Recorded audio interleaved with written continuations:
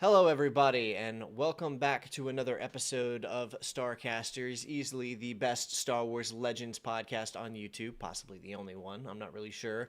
But we are thrilled to be back. I'm here with my co hosts, Jular and Gabriel. What's up, guys? Hello, Oh, welcome back, everyone. We don't really have any news or anything for you guys today because there hasn't really been very much noteworthy going on in the Star Wars scene other than that, like, 30-second beer parody Mandalorian and Grogu TV spot, which it was sad, shockingly silly. But they spent $8 million for that spot. Yeah, well, a lot for of the money spot, for I bet so that it was small. not that much on actually making it. No, but they spent Yeah, $8 no. million dollars to Yeah, have it appear in the Super Bowl. Like, what's the point at that point? Like yeah. $8 million Just to for that. remind everyone that remember this film that you probably don't want to see. Yeah, it's still coming out. Yeah, And $8 it million has dollars to piss everyone off because no one's happy with it. and it has nothing to Yeah, do with the series, but we're still using "This Is the Way" from the series that you'd only get if you watch the series. yeah. Actually, yeah, Gabe, you're right. It doesn't entice like new viewers, and it doesn't excite the ones who are gonna see it anyway. So like, what was it for? There's nothing Seems there. entirely There's nothing there at pointless. all. Yeah, Yeah. So When I saw it, I didn't even realize it was Star Wars. I just ignored it and went past it. it's I just didn't yeah, even 'cause know it's just for like like I feels didn't like know some for dogs in the hours. snow, and then like, oh, there's Yeah, Grogu. I just think, oh, that's not okay. Whatever. Look at. I Yeah. don't I don't know what they were thinking, but that is yeah. There's no news, so we're gonna be probably jumping straight into the topic. Before we do that, I'd like to remind everybody my channel is affiliated with TheorySabers.com. Go find a replica of your choice inspired by a variety of your different favorite characters, Qui-Gon Jinn, Anakin Skywalker, or something like that. Head over to TheorySabers.com if you're looking for a saber and use my code EvanPrince for I think it's 10% off. Uh, you'll enjoy it. I have one. It's super cool. So today's topic, we're talking about what I personally consider like the true sequel, like other than like the Thrawn trilogy, to Episode 6, and in terms of picking up in the spirit of the original trilogy, which is Book 1 of the Young Jedi Knights series called Heirs to the Force.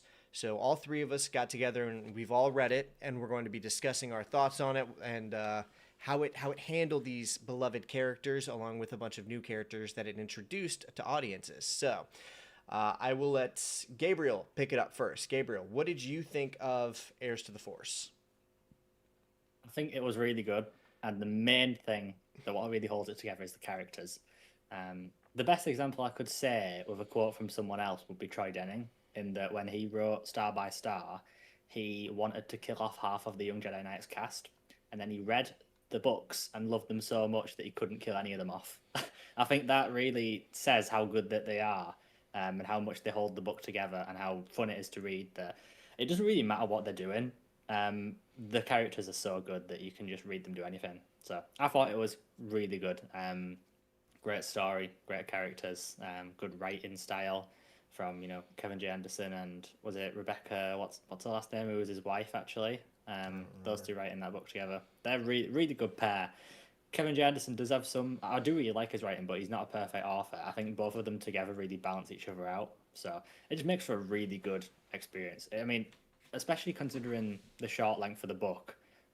It's so compact and so easy to read. Like when it really gets going, I could just sit there and blast through it, and I did. I just on the car on the way back to uni, I just got through the whole thing. I just think it's a really good book. It gets me very excited to read the others. I'm Mm. already a big fan of Jason and Jaina. I absolutely love them already. So going back to them now is really exciting. And of course, I know Lowbacker and Tenel Carr, but having them introduced properly is really nice. I just think this is just such a good cast of characters. And the best part of this book, the strongest part for me, is all the Jedi Academy stuff. I love Yavin 4. The Jedi Praxium, that's my Jedi Academy. Like that's my temple. I love it. I have like this is one of the few things I have nostalgia for already after like a few years of being a Star Wars fan. Like I just have such nice memories of that academy. And this series like really captures that. So yeah, I thought it was a great book. I'm really pleased with it. So I can't wait to talk about it. Yeah, Brilliant. yeah, I fully agree. Like, yeah, extremely fun read. I mean, that's part of that is like you said, it's very short. It's a children's book, so it is like it's not trying to be too heavy on its like topics. And because it is like a shorter, like a novella, it's so self-contained. It just feels like you don't need to know any extracurricular stuff. It feels just like, yeah, anyone can jump into it. It's made for like, you know, an 8-year-old kid who's maybe seen the Star Wars films from his parents, Which I think and is that's how I enough read for it. him to jump in. Yeah. Mm-hmm. Yeah. That's who it's aimed at, and yeah, extremely fun. Just to dive straight into. Yeah. I don't thrive on making negative comments towards Disney or anything, but when I was reading this, I really couldn't help but kind of compare it to some of the stuff that Disney has given us. So I made a mental note to bring this up when we were talking about it. But one of the standout scenes in that book to me is when Jason and Janna try to do the Jedi mind trick on the trooper. Both of them are trying at the same time. They know what it is already. They've probably had it brought up. Maybe even some of it's been taught to them, but they've been trained in it, and they're trying, and they still fail to do it. And I remember reading that, Yeah. and I'm like, that's convincing. And my mind immediately went to The Force Awakens with Rey trying it twice, and it just works. She just Jedi mind tricks a stormtrooper. Just wait till you see Corran Horn do it by accident. Like, that's the worst when he does it by accident. That's one of the worst ones. But I really like that as well. I really like how grounded it is. You know, Jason and Jaina, the book acknowledges that they're quite far ahead of everyone else, naturally, because they are so powerful and because they've already had, you know, help from Luke, and, you know, they've already had experience. They've already been in a lot of, you know, dangerous scenarios, but it doesn't mean that, you know, they're swinging lightsabers around and, you know, Jedi mind tricking people and doing all this crazy stuff. They're still students, you know. They still don't actually Pleasantly know much, surprised and by the lack of lightsabers.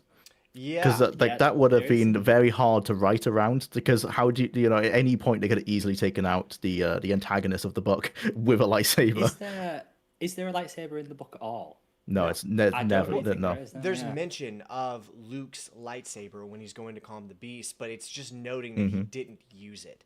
There's no Yeah. issue. There's no activated lightsaber in the book. That's something I was thinking about too. And I Actually, really is like that. how much I admire the author's restraint, because lightsabers don't really start playing a role in the series until book 4. The first 3 books, like, they start kind of appearing, but other characters are mainly the ones holding them. The main characters, our protagonists, don't get lightsabers until the 4th book, and that's the author showing restraint to build us up with these characters as they become Jedi, like, with the reader. And this is like pre.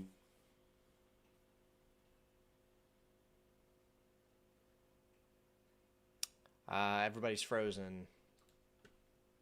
I'm assuming it's on my part.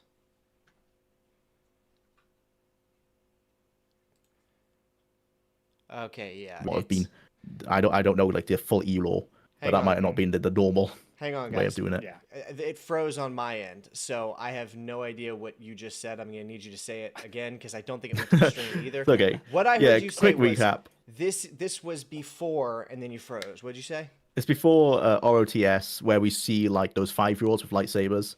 So at this point in the lore, you know, it's not established how young a Jedi might even get a lightsaber. All we know is that Luke's got one at like, you know, when he was 18, or like Yeah. whatever age he was in.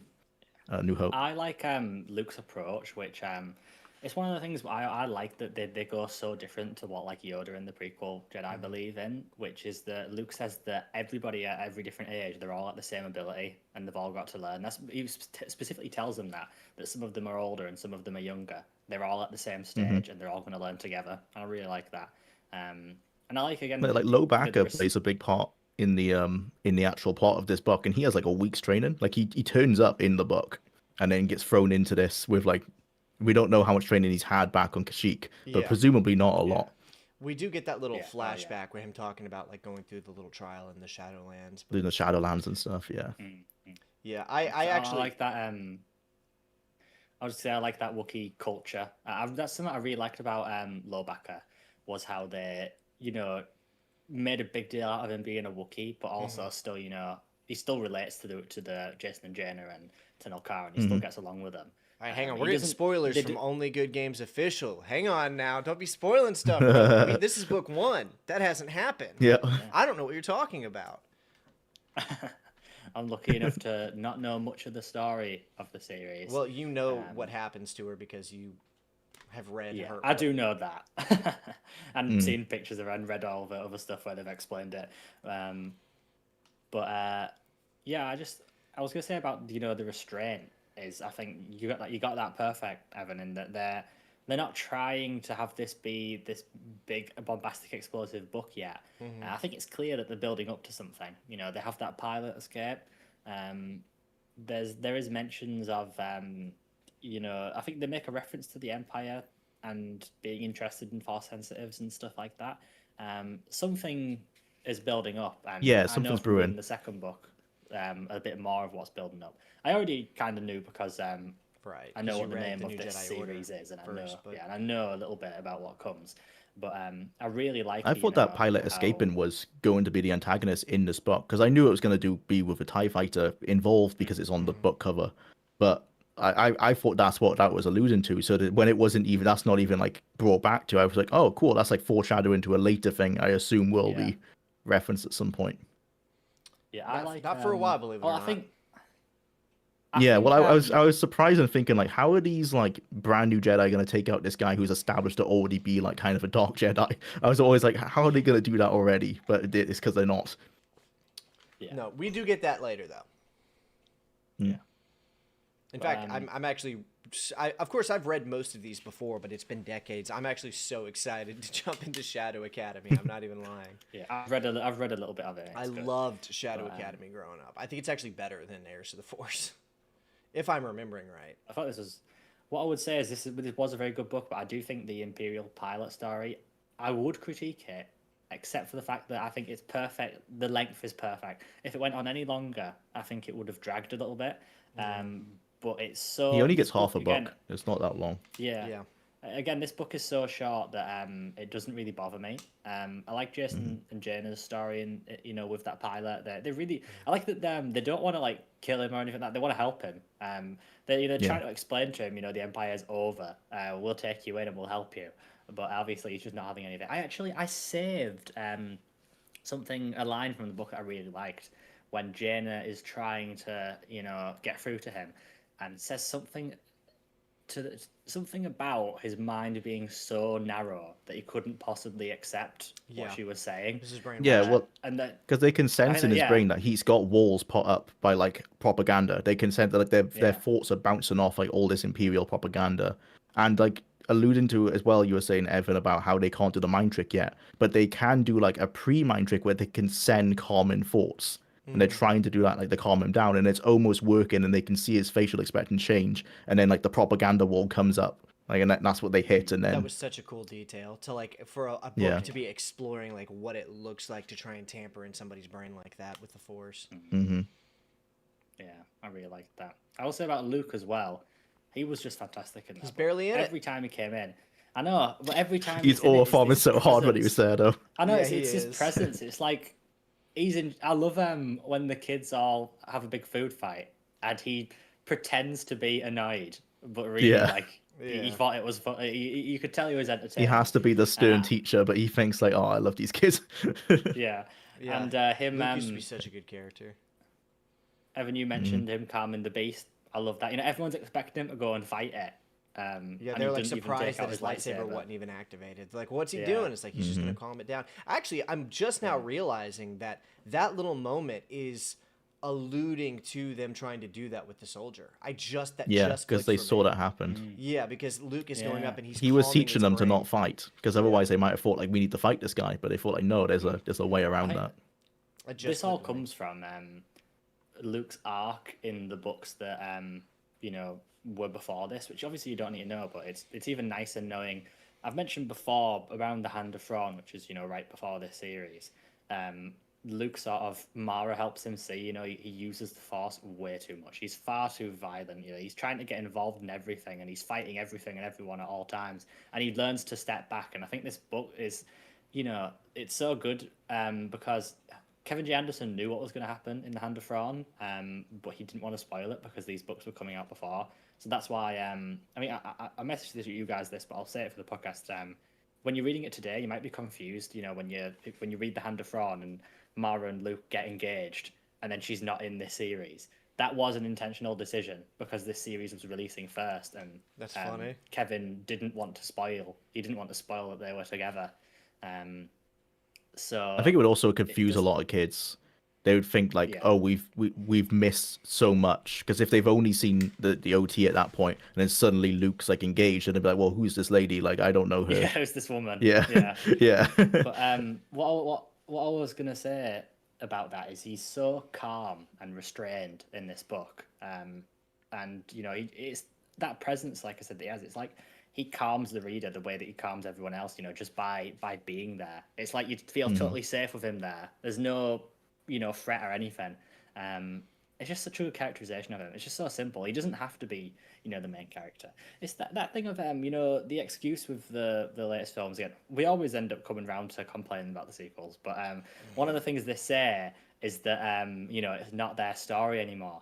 Well, that's the point of Young Jedi Knights. It's not Luke's not his story story anymore. in these It's books. Jason and Jaina's. But he's still, treated well. He's still treated as a good character, and they don't demean his importance. He's still important. But Yeah, and they it's have Jason and realistic Jaina's character story. progression. Mm-hmm. Like Han in this compared to Dark Empire, he actually has character progression. He isn't just yanked out of the OT. He is now a dad, and you see that Yeah. in him. And he still has like Oh, his yeah. roguish streak, of course, because that's who he is. But he's much more mature than he was. Yeah, one of my favorite details, which is it's built up to across the other books, but it's nice seeing it here, and it just built up more and more. Is that if you were to compare the Solo kids to their parents, Jason is like much more like Leia, and Jaina is so much like Han. Like Jaina is absolutely she is his daughter, like more than anyone else. She is. She loves ships. She loves, mechanics and stuff like that. And I really. She's like the that. reason I this really pilot like how gets away, similar because she is. decided to do like a quite silly thing and put a to fix hyperdrive that on a turn. TIE fighter. But she's also What was she thinking? She's also the reason that the pilot didn't obliterate a bunch of Jedi with TIE fighter lasers. It's true, because she turned the weapons off. Yeah. And she thought to make it look like they were on. Mm. Yeah, very clever. Yeah. That's something again like about how clever she is. Jason and Jaina, they're just such good characters. I mean, I love Jason in this one. It's funny because of how much I know of Jason later on, seeing him so naive now, because he becomes a very intelligent person, and he knows how the world works and stuff like that. And not to say he isn't intelligent here, but he's so naive, especially because he loves animals. Yeah. He's clearly not thinking at all about the dangers of keeping all of these dangerous animals in his bedroom locked up. Yeah. When they frequently get out. Which that's what we see straight away when that was Right. Yeah. like That's like how it invisible opens. snake, or The whatever crystal gets out. snake, yeah. That's the main antagonist Yeah. in the first half of the book. It's this bloody crystal snake that he loses like Snake, 3 yeah. times in a row. He keeps losing it, trying to find He it. sees more. He sees more and decides to keep them as well. Like, what's Yeah. he thinking? There is But then that works Yeah, out because he that's, leaves one in the TIE fighter, doesn't he? It's That also doesn't very, also, very helps. subtle. it like bites the fighter pilot, but that doesn't actually Yeah, matter. it's Yeah. just funny. Doesn't affect anything. Yeah, it, Actually, that's weird, it because also doesn't really- it paralyze really- the kid in the academy? Why did it not do Was that anything other to than using Qual? the I mean, I remember he was asleep. Oh, because it said it says in the book right now. that it doesn't. Oh, it doesn't couldn't get puncture. through his glove. doesn't puncture Yeah, his because gear. he's got like a really thick leather glove, because his hands are like Yeah. dysmorphed. I was gonna say the kid in the academy. It's funny because you won't really know Raynar, he becomes actually quite a really important character in really He later starts books, appearing like more after and more Young in the Jedi books, though. Knights. We're gonna Yeah. see a lot He's in more Dark of him in the Nest, book, and too. he gets a big story in Fate of the Jedi, which is really good. It's interesting seeing him just be like this really tiny role here. Obviously, I know he's going to get more and more in Young Yeah. Jedi Knights, but it's funny because he becomes quite big later on. I think, Evan, you're going to be quite the fan of Troy Denning later on, because, like I said, he read all of Young Jedi Knights for Star by Star, and you can tell he loves the series in his books because he makes so many references and plays with so many stories. Like, obviously, I won't say for the day you read it, but Dark Nest, the entire storyline is playing off something from Young Jedi Knights that never got resolved. And he resolves it. It's quite cool. Yeah, that's it really. Yeah, Nothing else to say about that. I'm looking forward to getting into some of it, because there's a pretty interesting arc. It's very subtle. It's more so hinted at across the Young Jedi Knight books. And I don't think that they do a very good job of delivering on it in the New Jedi Order series, but we're kind of getting ahead of ourselves, but I just wanted to bring this up because it's going to matter later. If you're paying really close attention, I think that you guys are going to notice that as the series progresses, Jason starts to feel overshadowed by Janna. He starts to feel like she's getting more attention. He starts to feel like he doesn't measure up to her in terms of strength and power. And I think that there is a tiny, almost unnoticeable little arc here that actually makes the Cadus stuff make more sense way later down the line. Because I think it's stuff that he I would represses in the recommend Jedi Order. something I would recommend for whenever you get to NJO is there's a short story, I think, by Elaine Cunningham with Jason and Jaina not long after Young Jedi Knights, which tries to bridge the gap between Young Jedi Knights and the New Jedi Order. And it sort of progresses Jason's character closer to where he is in NJO, because he is quite different in NJO because he's going through quite a lot of changes. And some people did say, why has he changed? The same way they said that with Legacy of the Force and stuff. But so what they do is they have that short story, which I've not read yet, but I plan to, where Jaina is with Jason and she's sort of commenting on the ways that he's changed, and we see him slowly becoming the type of person that he is in NJO. But it is interesting. I think he sort of does become a bit detached from everyone else in NJO. He very much feels like he has a very different perspective to everybody else and that nobody understands him, especially Luke, who he used to be really close to, really doesn't understand him later on, because he very much has this perspective of we should never fight.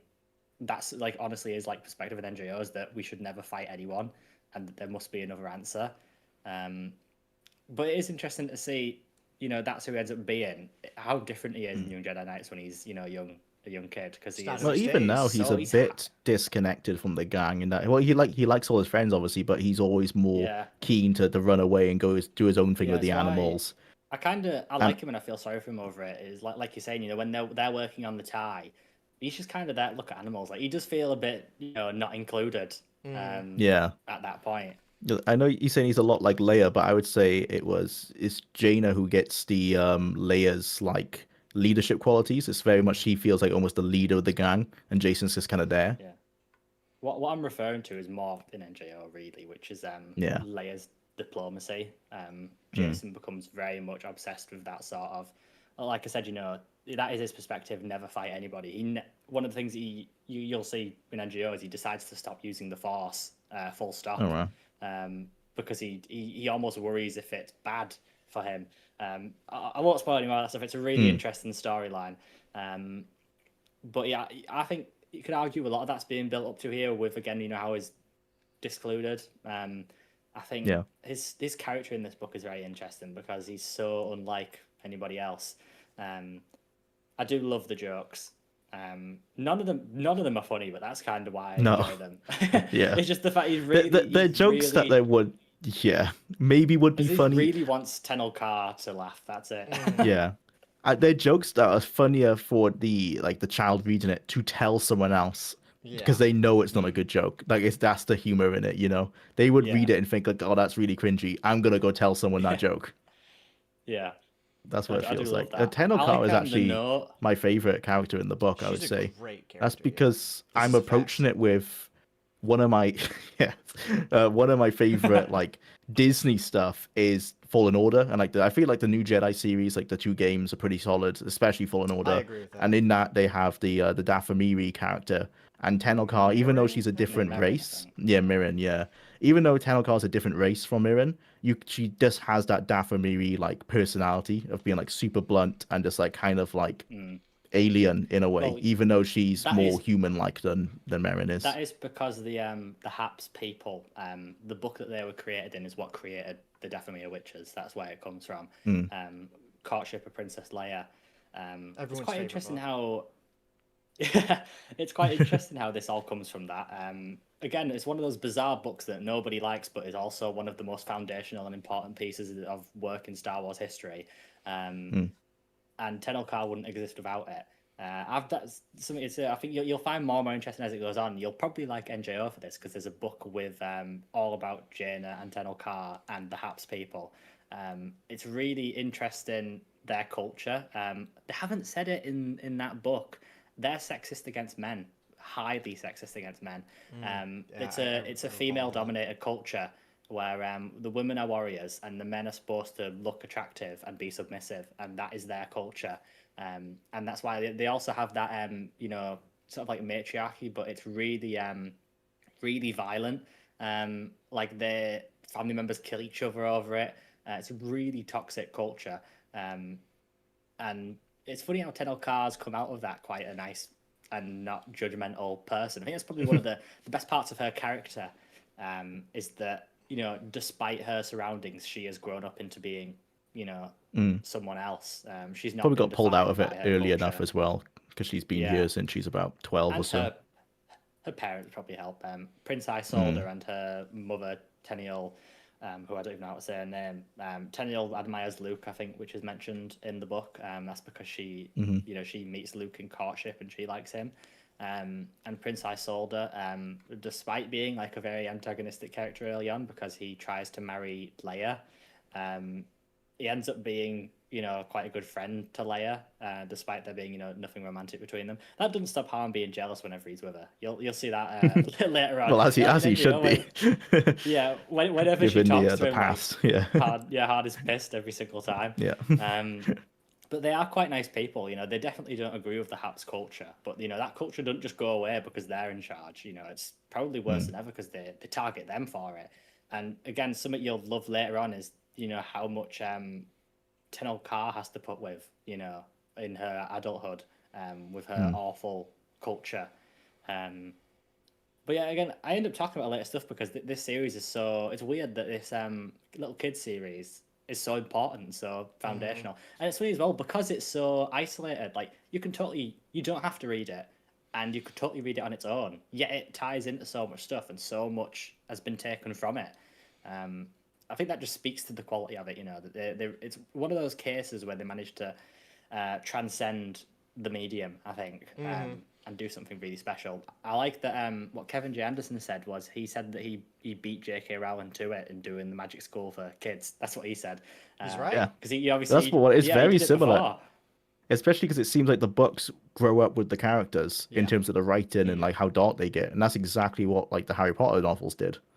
And another So he thing, did like beat her to that. He sure did. And something about what you were just saying about how everything seems to be interconnected. That was part of what made, I think, the Star Wars brand feel so mythic. Especially like when me and like Jular were younger, like Star Wars felt like this giant universe where anything that you read was going to have a thread to something else. Like it beat Marvel to that even, because if you read the Young Jedi Knights, you'd be like, okay, I know that this has something to do with this other stuff that I've heard about it. If you read the Thrawn trilogy, like I know this, everything just felt like it was all part of one like cohesive fabric of like a tapestry. Yeah. Well, even this like mentions like Exar Kun as well. Like just throws that out there. Just like in like one sentence. I'm like, oh wow.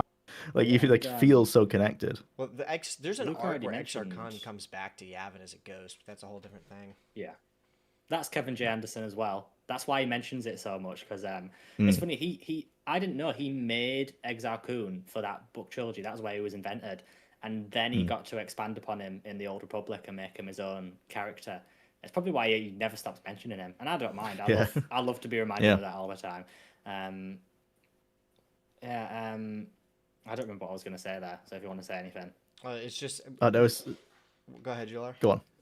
There's a sequence of paragraphs when they meet Qual, who's the name of the TIE fighter, and he's basically an analogy or like he's mirroring the just like a Japanese pilot who was stayed on an island for like 29 years, and he had no idea that the World War II had ended, and they actually had to like call his old commander from Japan to come and like relieve him. So he's obviously meant to be like an analogy to that, or just like a reference to that.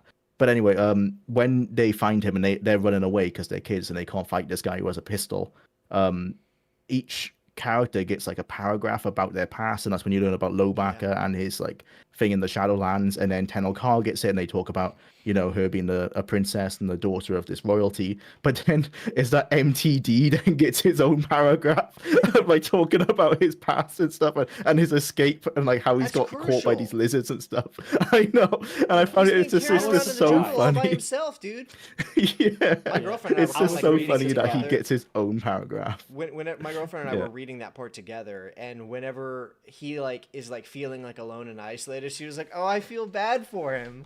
I did too. I felt bad for EMTD. Yeah. He's out there all by That was himself. what I was gonna What's say. going on?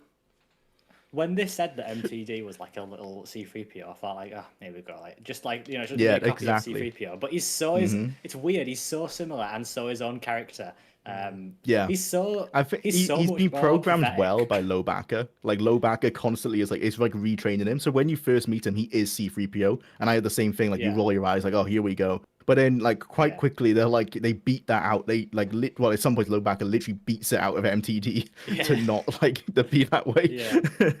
Is it Tenel Carl that comes across him because he's shouting so It's Tenel loud? Carl, yeah. Whatever. Yeah. Yeah, Yeah. and saves him. And I Yeah. love that whole. We get a whole bit from his perspective of him being like taken by these animals and stuff on the planet and thrown around and knocked about. And that was Yeah. it. Whenever they hear him, they whack him and they Yeah. listen to him again and then hit him. Eventually, he Yeah, just yeah. turns himself off because he's scared that he's gonna have to witness his own demise. So he just deactivates. Yeah. That's But what's yeah, good that about was this my book favorite is bit. Just For you know, sure. it's a kid's book, but it's not just like kids' humor. It's actually just really funny. No, Like, it's actually great. just a funny book. Yeah, it's really not only is it entertaining, it's really funny. It's a kid's book in Yeah. the same way that Star Wars is a kid's movie, where it's like, yeah, it's made with like kids being able to consume and enjoy it in mind, but an adult could just as easily read it and be like, this is great. It's Yeah. just a quality story, because there's kids books where it's Yeah. like, as an adult, there's nothing there for you, but it's just a quality story that doesn't have certain elements that would gatekeep it from children's reading, is more so what Yeah. it is. Because I was It's shocked not, at how good the pacing was and how good the writing was. I was like, this is just actually a really good book. Yeah, and it's not like they're too young as well. You know, they're like 12, 13-ish, aren't they? Yeah. Like it's that age where even when you're older, you still sort of remember being that age and you can relate to them. And we all remember what it was like being that age. And you definitely get that. Most people, like myself included, wanted to be older at that point. You know, you always feel very uncomfortable with yourself.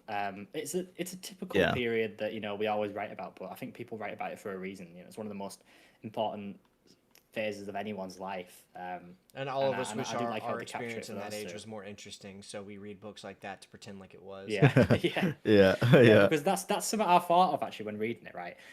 When you go to school at that age, you're always wishing for something exciting to happen, you know, to go on some adventure or whatever like that. And it never does. And then you read something like this and it does. And you know, Yeah. Like, part there of it you is is. wishing that that's what happened to you. Yeah, that's what you wanted. But it's always a joke, right? That you'd be like, oh, if I was in this universe, this is what would happen to me. Like, I know I'd be one of the aliens back in the Jedi Academy, just being like, just waiting. Just like this epic event happens, you know, you're just Yeah. there, like, nothing happened to me. And I'm you're bored. hearing about it later. You're like, where was I Yeah, for you're like- that? Exactly, yeah. Fucking I'm Jason probably like Jenner, yeah. I'm probably like Yeah. enslaved in Lando's mining operation up at the gas giant. What are you talking about? I'm not a Jedi. I'm working Yeah. 12-hour That's shifts for giant. Lando. Being That's something I love underpaid. about Lando in the EU that you don't see as much of in canon is how no matter how old he gets, even when he gets a stable life and he's married, he never stops investing in the most ridiculous schemes and just He's get trying rich out quick, different no stuff. matter what. Yeah, he's never happy. that on the shirt. He'll be happy for Yeah. he'll be happy for a few years and then he has to do something different. You know, he has to try something out every single time. He just can't help himself. It's so This funny. book actually had at the end an excerpt from Shadow Academy that is like a chapter with Lando running a thing, and it gets invaded by, well, we don't know who they are, but some kind of like Oh, we gonna find evil out. Empire remnants. Yeah. Yeah, But I've read- yeah, it's him again that's what I've doing read some so like far. get rich quick scheme, and obviously like you were saying, Evan, you'd be one of the people working there who now has to pick up a pistol and someone defend himself. Yeah. Yeah, probably just Oh, Lando is a Imagine they all use recurring stun character balls. across all 9 books. He's all throughout it. because he's always up to something. Well, also just him and his Han thing. are best friends, and we are reading about Han's kids. Yeah. I like how much Han's in it. I'm waiting for Leia to be in it more. Yeah. I know she's she gonna will be. Which, you know, I Yeah, want she's to not see, in this one at obviously. all. I don't even think she's in a flashback No. or anything. No. It's all about. Do you think she's gonna be EMTD. super pissed at Han? Like she has to be pissed at Han about like how it happened, right? I don't Like think they at least bring he it. went I there don't to think it gets save the brought day. up. No, but I Was mean it like in headcanon, you know. Like to was it hear this as story. the He would probably Force? try and backtrack it and be like, "Oh yeah, you know, it wasn't that bad. I was there." Yeah, I can't remember if it's the beginning of Shadow Academy because I've read a little bit of it, or if it's in Heirs of the Force. But I seem to remember there being a bit with Han where he knows how much trouble they get into, and he's like half annoyed with them and half like proud that his Proud. kids are like Yeah. him. I think that's And Shadow that's it. Academy. They're not like Leia, they're more like him, and Mm-hmm. he almost feels like he's won because his kids are more like him than Leia, like much more, all of them. How much trouble they get into. Well, yeah, someone like Han would be so disappointed if his kids were like little diplomats. Like, I think he's much happier with what he's got. Yeah. Yeah, yeah, definitely. I also Yeah, like that I did like Han, the training of the Force is like it's implied to be it's like metaphorically like weightlifting. Like there's actually a section being like, oh, you can do like a 1 rep max, like lifting an X-wing, and you can get stronger, or you could lift up a leaf like 100 times, and you could also get stronger. That was really funny. Yeah, that's These books yeah. do a super good job of like portraying the Force and like talking about what it feels like for the characters. It just makes you feel like you're kind of participating in the training with the characters a little bit almost. Hmm.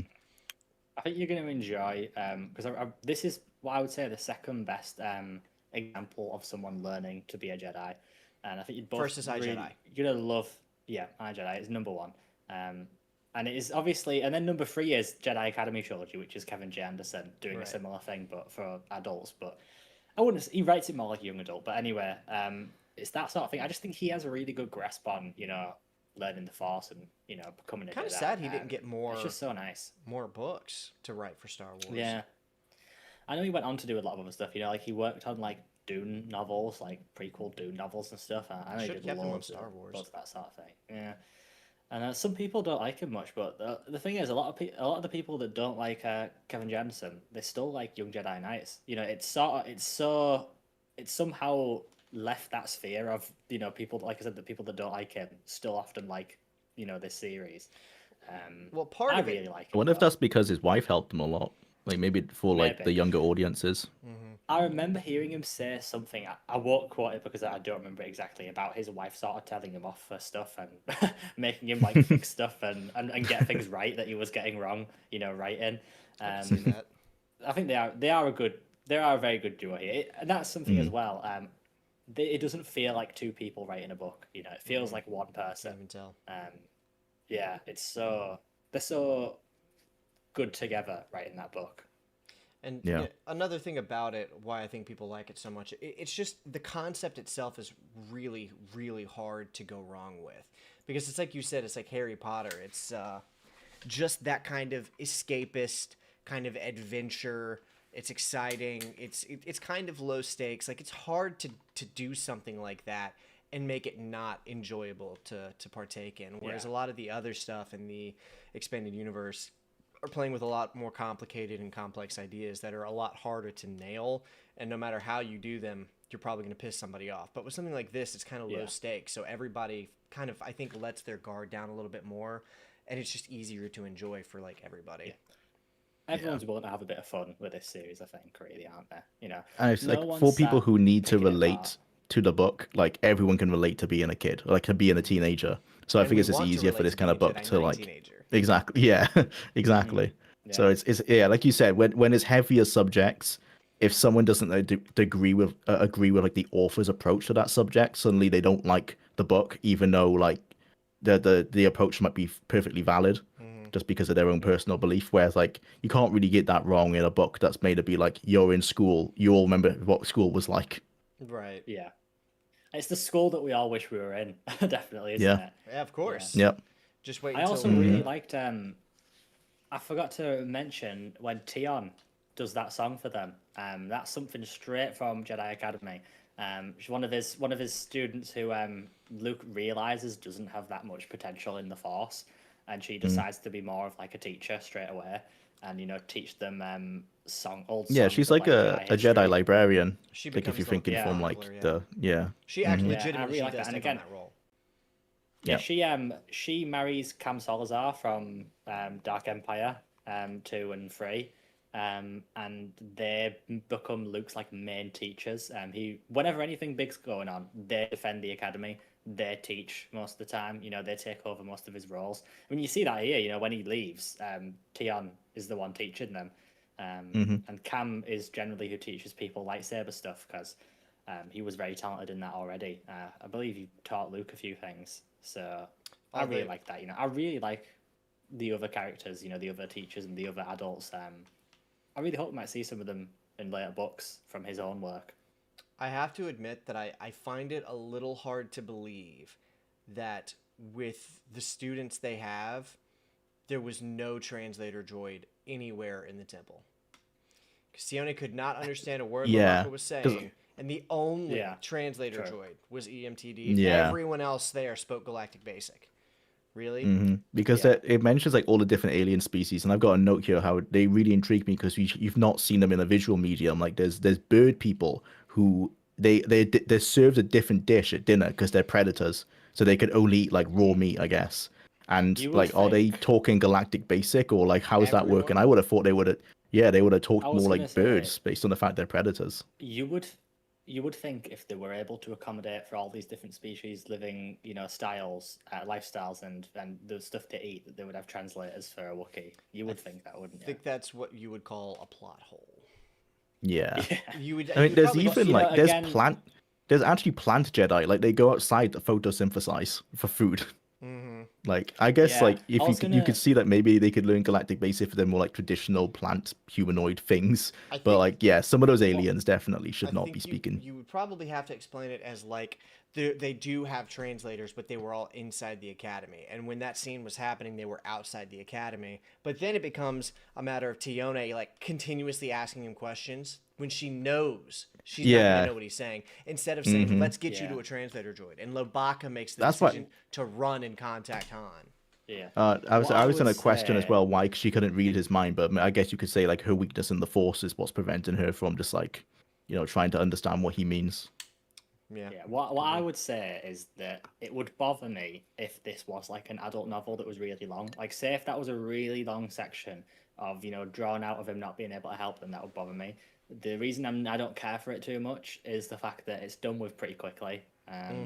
Again, I'd critique it for saying it's not necessary. It didn't really need to be there, and that's probably one of the only thing maybe that now you said that I would say probably didn't need to be in the book. But it delays their rescue by like maybe a few hours. It's not massive. It's not like they were stuck out there for a week longer because he didn't have MTD. Yeah, and in terms of like reading, it's like a chapter at most. Like that really lasts, you know, really short. It does feel a bit pointless. It gives Lobaka a little bit of agency because it is resolved as Lobaka makes the decision to run ahead of them and call somebody. So it does give him agency, but that comes at the expense of Tione, who's the Jedi teacher, not thinking to do anything except keep asking questions.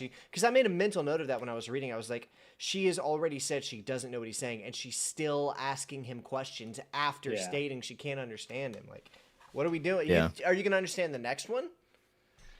And I will say as well, maybe if you want to pick that apart even more, probably the lack of other older Jedi. Like, I understand that not everyone's going to be at that academy, but I don't think at that point Luke was, you know, sending them all around the galaxy. It's a bit strange that there was like nobody else there at all. Some other one they start they start coming into later books. Like I know I think in Shadow Academy,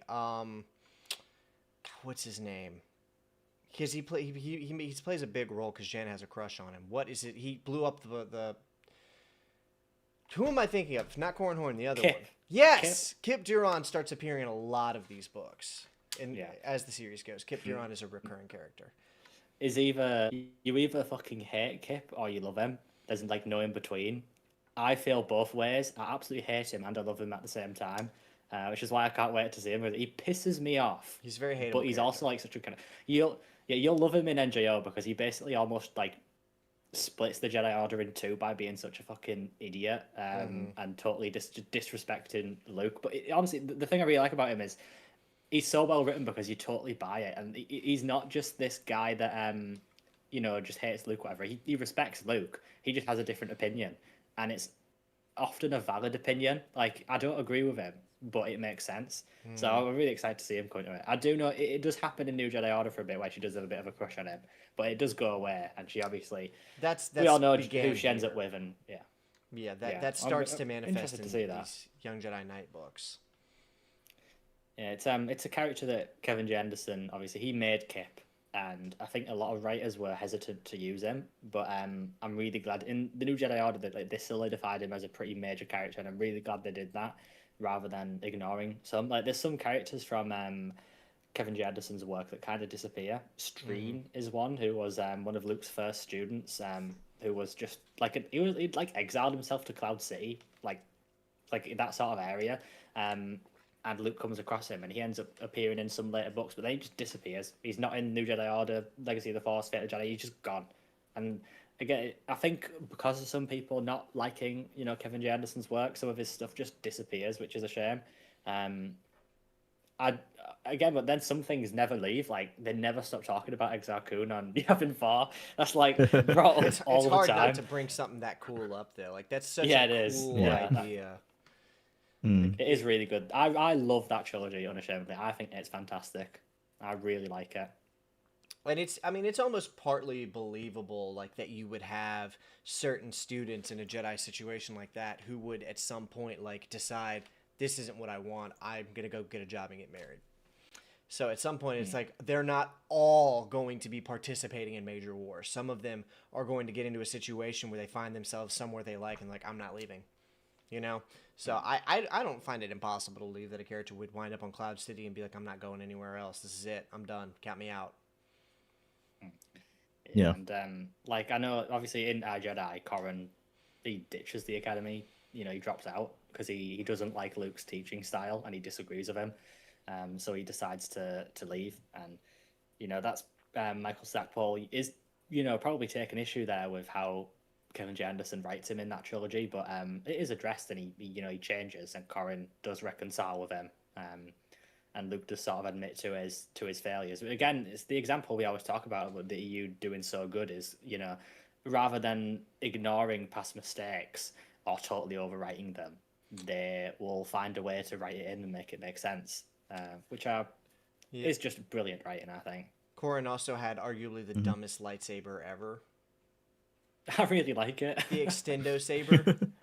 Yeah, I really like It's it. so Yeah. dumb. Even as a kid, It when I changes was reading color that, as well. I was reading that, and it was like, oh, it extends. That's dumb. The other day, I saw this video of Luke from The Last Jedi, like, extending his saber and knocking the Falcon out of the sky. I was like, oh, hey, it's Corran Horn. It's white, and it's called like dual phase, and then you can press a button and it extends and goes purple. I think it's okay. I like it sometimes. It's not something I love. I know some people who love it. I get the Okay, idea. Evan, Evan, some where interesting would use. you rate that compared with pistol lightsaber? I hate it when they mess with lightsaber mechanics because it's for suspension of disbelief. It's already almost like a fragile idea to buy to begin with, So I really prefer it when it's more static. It's like, look, you can have a hilt and a blade that goes out to a certain length, but like the stability of that believability is already hard. So it's like if you're like, oh no, but you can extend it some, or you can have a pistol lightsaber. I'm like, fuck off, get out of here. That's just Right, dumb. I think I would have been more lightsaber. on it if it was like a double blade that he could split. So like it's a double bladed. One's a short side, one's a long side, and then he can split it into two. Like Rey's lightsaber Maybe. from Rise of Skywalker when she like extends it down and it becomes a double bladed lightsaber. Oh, I didn't remember that, but yeah, I was thinking more from Jedi Survivor, where you can build one that's like that. But I guess if that's in, Yeah. yeah, I that's- forgot that she eventually gets like her staff lightsaber, doesn't she? No, she does. It's that brief like vision when she sees a dark side version of herself holding a lightsaber, and she Oh, like, yeah, and then it flips split- it, yeah. and It's it like turns two it- lightsabers. Oh, and it It's flips. like two yeah, right next to each other, and then it can go like. I'm thinking like that, more yeah. just like a Darth Maul double bladed, but you can like twist it and they break apart. They did that in the Acolyte Yeah, like- too. That's what the stranger Yeah. character, because he like unscrews his lightsaber, and then there's a second smaller lightsaber. I Yeah, thought that was that's Well, as how. the- I as thought that they was stupid say as well. in- I quite like that in as Jedi they Survivor say- where you can do that. I hadn't Yeah, played as they Survivor say yet. in I Darth might like it Plagueis, if I played that's- Survivor. I love Survivor. It's my favorite of those I Jedi wanna games, play it. although I love Fallen Order too. Whenever It's I really get good. to The it, only I- problem is awful optimization, horrendous. It's gotten better. Yeah, but it runs terribly. Yeah, it's Damn. awful running. It runs And terrible. Like I said, it's a gotten typical better, but- sequel thing of Fallen Order's like a tighter game. Like it had to be like they couldn't over design it because they needed it to be successful. Whereas Jedi Survivor's like, oh, these are all the other ideas we had. Now we can use them. And it does feel like, oh, this is like very wide, much wider than the game maybe should be. I prefer it, but I don't think it's perfect in retrospect. But I do prefer it. I think the story is a lot stronger in Survivor for me. I'm probably going gonna to end up playing it right before the third one comes out, if I had to guess. Yeah. What I was going to say about the lightsaber talk is, as you know, the Darth Plagueis novel says, a real double-bladed lightsaber is one crystal and one lightsaber. That's what Exar Kun had. It was one crystal that had two ends. And Darth Maul's is not a true double-bladed lightsaber, and that's why when Darth Sidious shows it off to Darth Plagueis, he's like, "Oh, look how." Obviously, he didn't say this, but he's like, "Oh, look how cool this young guy I've got is." And Darth Plagueis is like, "It's not real. That's nothing. That's not real. That's not the real double-bladed lightsaber." But it's a a lightsaber knockoff. with two blades. Not interested. Yeah. Yeah, when it comes to like, But that's how you know when it gets split in the center in episode 1. You know when Obi-Wan cuts it. That's how you know he keeps using the other. You know, it has as a single blade. yeah, because it's two lightsabers connected, is what it is. Yeah. Although you know,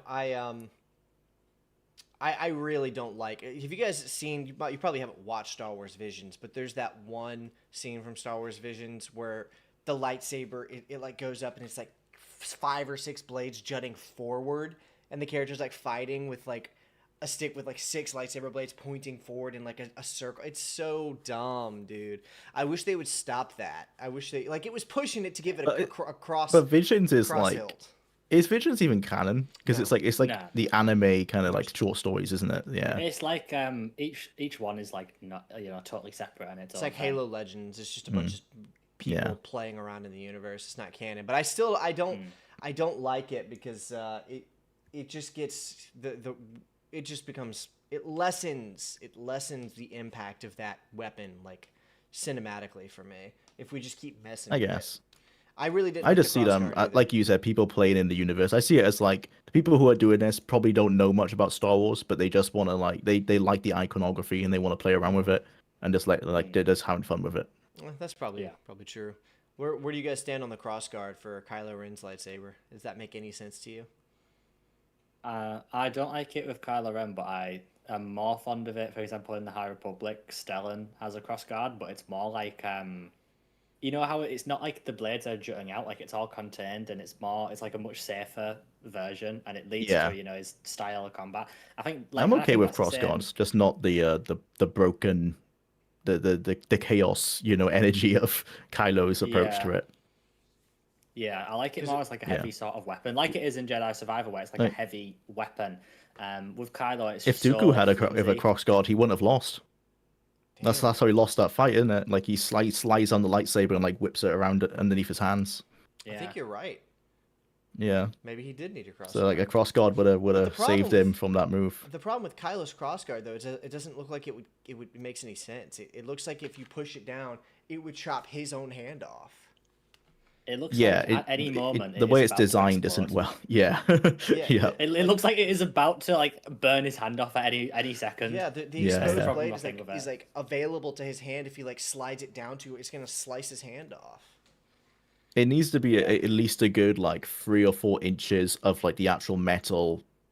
I don't like the handle, I guess, extending either side, and then the blade coming out of that. I would have been okay. So that with his hand is away. Yeah. Like his hand has to be far away from the blade itself. I'll send like a picture of Stellan from the High Republic, his lightsaber. It feels more like an intentional thing with his, like a design choice. Like something like that. Like that's much better. And I think I would have liked Kylo's more if he actually used it. Like I never feel like it never came up to. If it was like actually used in the fight, and you'd be like, "Oh, that's why he's got the crossguard," but it was just like it's just there. It's just like a new visual thing. This is it way never cooler like because it like helps him. goes down and then comes on. That's way better than the that Kylo is design. it's That's a really great. cool lightsaber. That's that much one, cooler. And that character is incredible. They should have used that instead of the Kylo design, but we don't have to. Yeah. get into that. Dr. Corn, yeah. As I said earlier, somehow all roads lead to the sequel trilogy somehow. Because unfortunately, when you're Everything analyzing wraps around. Legends, you're analyzing it about like this is what they deleted. So you have that mindset of like are they better? Like if they deleted it with a reason, and you could be like, oh, you know what, Disney, they were correct to do this because this sucks. And there is some stuff like Dark Empire. Well, with Dark Empire, we're saying, well, we're happy they overwrit this, but they overwrit it by using the same bloody story. That's so the what was one the they point? did. Yeah. Somehow Yeah, Palpatine exactly. returned. Yeah. Yeah. So, yeah, that's the annoying thing with Legends. It's like, look at all this stuff that they could have used, and they went with that one. Instead of Yeah. Dark Empire. I don't think, by the way, I also don't think anybody involved with the decision to bring Palpatine back even knew what Dark Empire was. I think they were like, who's a character we can bring back that'll get people to go buy tickets? I don't think they even knew what Dark Empire was. I think it's just happenstance that some untalented people made some bad narrative decisions. If anything, it's more happenstance that Dark Empire existed because clones weren't as big of a thing in the lore at that time. That's right. Like, we didn't know much about I think cloning that's other than there was a largely- Clone Wars. I think it's largely because, in the 90s, for some reason, everyone was obsessed with clones. You had the clone saga in, Spider-Man. That was just like a thing that, everyone had a clone. I think it was It was the new Daleks had, like, sci-fi thing of the twin week, wasn't brother. it? Yeah. I think it was Yeah, the Dolly. When like, did the it was Dolly experiment everywhere. happen? Because the Dolly experiment is what set all that off. It was probably right? around that time, actually. I think it was in the 90s. Because there was an actual Yeah. It's, real cloned being, IRL, and that got everybody talking about clones. Yeah, 1996 That was when Dolly was born. So that would have been, that would have been it. When it's like, oh, we've got this tech now, like, everyone starts writing about it. At that Yeah. point, people were like, cloning It's, is the future. I Yeah. think at the time, at least, it's interesting, retrospectively, to see how certain writers envisioned clones and the Clone Wars before the prequels. Timothy Zahn definitely thought clones were the villains and that they were cloning Jedi and stuff like that. It's really funny to think and about it like that. Obviously, he had to retcon that, and it does again with the EU not just deciding to delete things. They made it work. There was another type of clones in the Clone Wars that were used when Kamino's supplies were exhausted, and that's where all that came from. Sparty clones, I think they're called. Again, it's that simple. They just work it in rather than just ignoring That's brought it, up which in is not really Battlefront fair. 2, actually. You have to go... Well, that's actually still on Camino, but you have to go back to Camino because they started up the cloning operations again, like illegally. Battlefront. And 2 then that's Star why Wars. when you destroy that, it's why they have to do like another cloning operation somewhere else. What do you guys think George Lucas was thinking back in the 70s when he was like, he fought in the Clone Wars? Absolutely nothing. I don't think he had written anything. Yeah. I think he was No, I just think like he just Clone thought Wars it was sounds so cool. cool because it was Yeah. just that serial thing, right? Because they would go watch serial for like a quarter, and it would just have a random opening segment where they would talk about like this war with this alien race that you're not gonna see in this one you paid for. He probably just saw it like that. I'm just gonna mention the Clone I think Wars, so. and then that's it. He Yeah. fought in the Clone I think Wars. it's one of those things that I think he could have, the Clone Wars could have been anything. Like, it could have even been before the prequel trilogy if he even wanted it to. Like, it didn't need The to be that big hyperspace thing, wars. Yeah, like, it's all this stuff I think he just thrown around and thought, when he decided to do the prequel trilogy, thought, this is what I'll talk about. I don't think he really had anything in mind for it then, obviously, because Yeah. Star Wars, it is episode 1, 2, 3, 4, 5, 6, but you do have to remember sometimes 4, 5, and 6, they are 1, 2, and 3. They were the only things at the time. That is just true. That's what it is. There were some things that Lucas claims he knew from the get-go he wanted to do. I believe him when he says that, like, during the production of A New Hope, he had been thinking about what Luke's progression would be and about what his relationship to Vader was. I don't think he knew that Vader was going to be Luke's dad, but I think that There was going to be a relation, like maybe not Yeah. a blood relation, but they somehow would, And I think Be that connected. during the production of The Empire Strikes Back, he was already, because Luke's original name was Anakin Starkiller in the first Star Wars draft, and then it became Luke Starkiller. And then I think he knew at that point, he's like, okay, well, Anakin Starkiller is Luke's dad. And then and then it became Skywalker. Yeah. He's like, well, who is Anakin? So I think he probably had a bunch of themes and ideas from the prequels long before he ever wrote the scripts. But Yeah. obviously, I when wouldn't you be sit down surprised and if write- he knew by like Empire or Return that like the clones were gonna be like stormtroopers. Because if you just looked at his stories, you'd be like, well, who's the one who looks the same all the time? It's the stormtroopers. So you'd already like made it in a way, you know. It's You like can't see Bosher. their face, so it's perfect. Yeah, yeah, and they all look Kinda exactly rhymes. the same. Yeah, just a little bit. Yeah. Well, Jar Jar was the key to it all. So Hmm. Yeah. we should do a That's what whole they were video missing. about He Jar should have Jar. put some more of Jar Jar's race in the Some- OT just to piss people off. Some Just drop him in. Googans. Yeah, You guys ever get them around. noticed Just have him walking through Tatooine. Yeah. Have you guys ever noticed how inconsistent Lucas is with how he pronounces his own names from his own movies? Yeah. I think, Dooku. in my perspective, right, I think Amidala. he wants it to be. I think he wants it to be like real life, where people pronounce things differently. But Yeah. you know, we'll talk about this later with worst lines. But I almost put for the original trilogy when that guy, I don't know who it is, and he says Princess Leia. 'Cause Oh, that I gets know on my nerves exactly what every you're time talking I about. watch That used to drive me it, yeah. crazy as a kid. Princess Leia. Princess Leia. Yeah. As a kid, I was like, Every that actor just time. didn't know. That's what I thought as a kid. I was Yeah. like, that actor just got it wrong, and he just kept it. But I think George intentionally wants people to pronounce things differently. Like I've heard about when That would be I can't so remember who it fun is, if someone- he's trying to force that into existence by perpetually. Yeah, like different accents In the and back, stuff. yeah, behind the scenes, he's always like, yeah, switching it up. He's thinking he's just for trying to that reason. gaslight everybody. Yeah. But it's that way, like you know, when you read the books, it happens all the time. You'll read the book, you might hear a bit of an audio book or hear something later on, and the official pronunciation is nothing like you thought it would be. Coruscant. At all. Yeah, Coruscant. Yeah. Yuuzhan Nah, Vong, I have Imperial no Planet is idea where it's what at. that's I'm I- still calling it that. That's the one. There's only Mm-hmm. Imperial Planet, Planet. Or as in a lot of the books, they always refer to, even when they refer to it as Coruscant, it's Imperial Center. is what they Had say a lot of the Abaddon. time. Yeah. It makes you think. What do you think Nar Shaddaa was called before it was like had a voice attributed to it? I think people called it Narshada. Nar Shaddaa.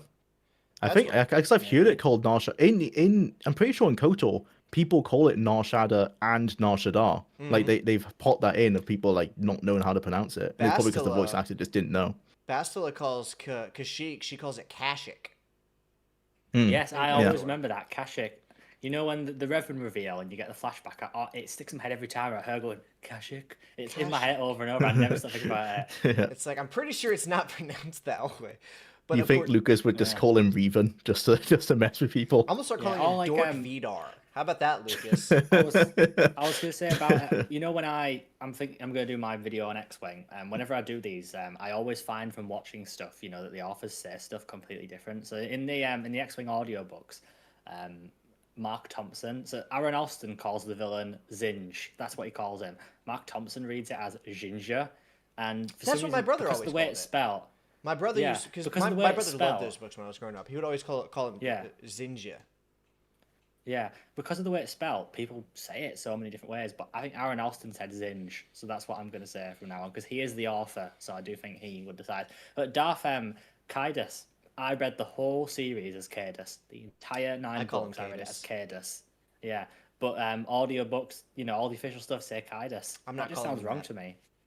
No, yeah, I don't I'm not like calling it. him I Caedus. do not like it. I flat out don't like it. I think Caedus is. You The know, way sounds some of so the much names better. are, like I feel like it's okay to mispronounce them. Like the pilot in this book was called Qual, but it's just Carl with like a Q. No, it's Coral. You know, that's You've been watching it's Walking Dead. Coral. It's Coral. It's That's Death and true, Coral. yeah. Cool. Coral. You know what's really interesting that surprised me? There is a character in the Rogue Squadron books with the exact same name, but with an extra letter, and he's Quarrel, and he's a pilot in Rogue Squadron.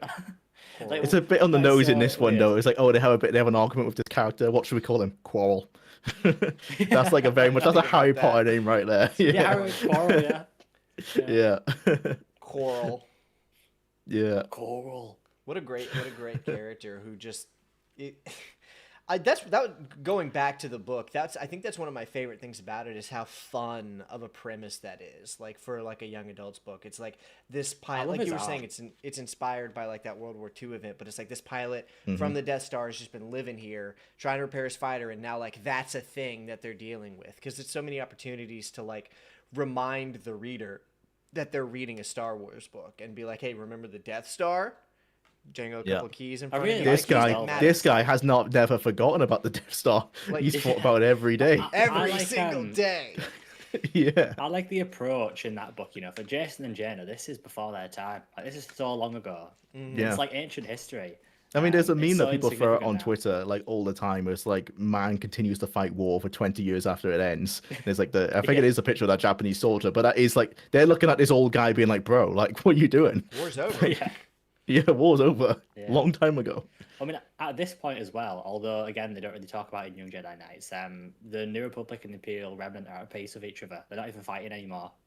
They have signed a treaty, so it really is totally over.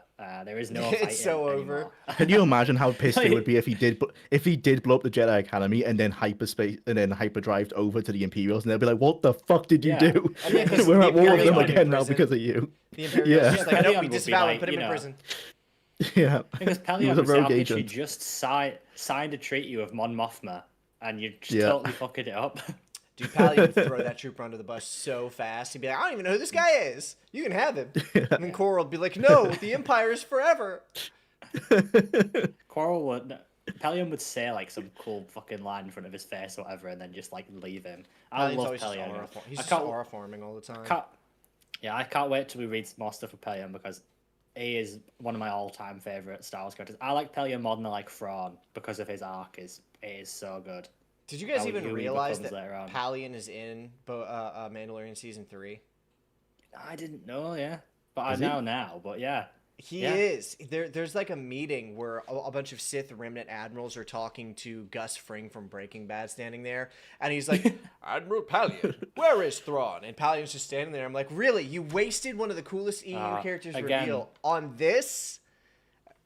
They Again, just do it I for think fan as service, well, and it just they- all it does is I- piss off fans. I'm convinced it's not fan I service. think I'm convinced it's just to piss us it's off on another- purpose.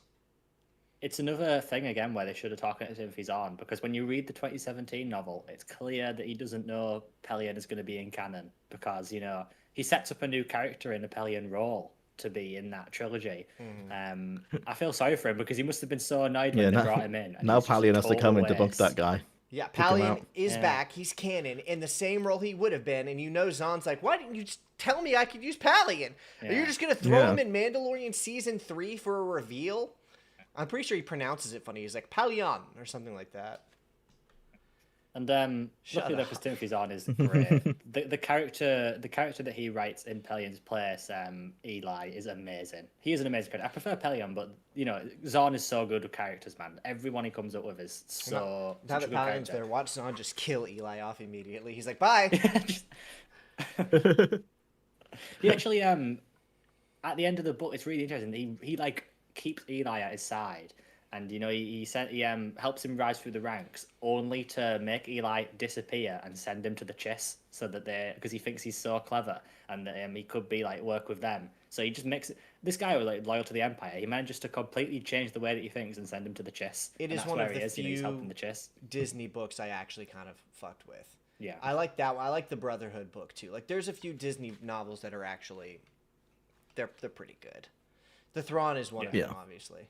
I haven't read the I'm second gonna or read third all the one. Thrawn ones. I've only read. Yeah, I've me only neither. listened to the I've audiobook just- of the first Thrawn. I started the second one. I'm gonna go back to it at some point. It's an interesting story, which is why I want to give it another shot, because it's half a mission with Vader and Grand Admiral Thrawn, and it's half a mission with Clone Wars Anakin and like a sort of Captain Thrawn when he's with the chess, and it's the first time he meets a Jedi. Very interesting. And Anakin's trying to help Padme on some sort of mission on some planet, and he just runs into Thrawn. And the book is kind of like Thrawn doing all this stuff with Vader, and thinking like, this guy's familiar. He puts it together pretty quick. Yeah. All right, so let's take it back to Coral and Heirs to the Forest. Do we have anything else we want to say about this book while we're still on the topic? I'm trying to think my way through the story and think if anything. I mean, obviously Raynar I and his think we pretty colorful much covered robes. everything. It's a short book. Like the novella episodes are gonna Yeah. be Yeah. easier, but I like Hmm. I like Raynar's colorful robe. I like the way he's portrayed. We talked about the food fight. We talked about we could talk about the T-23 Skyhopper because what's the difference between that and a T-16?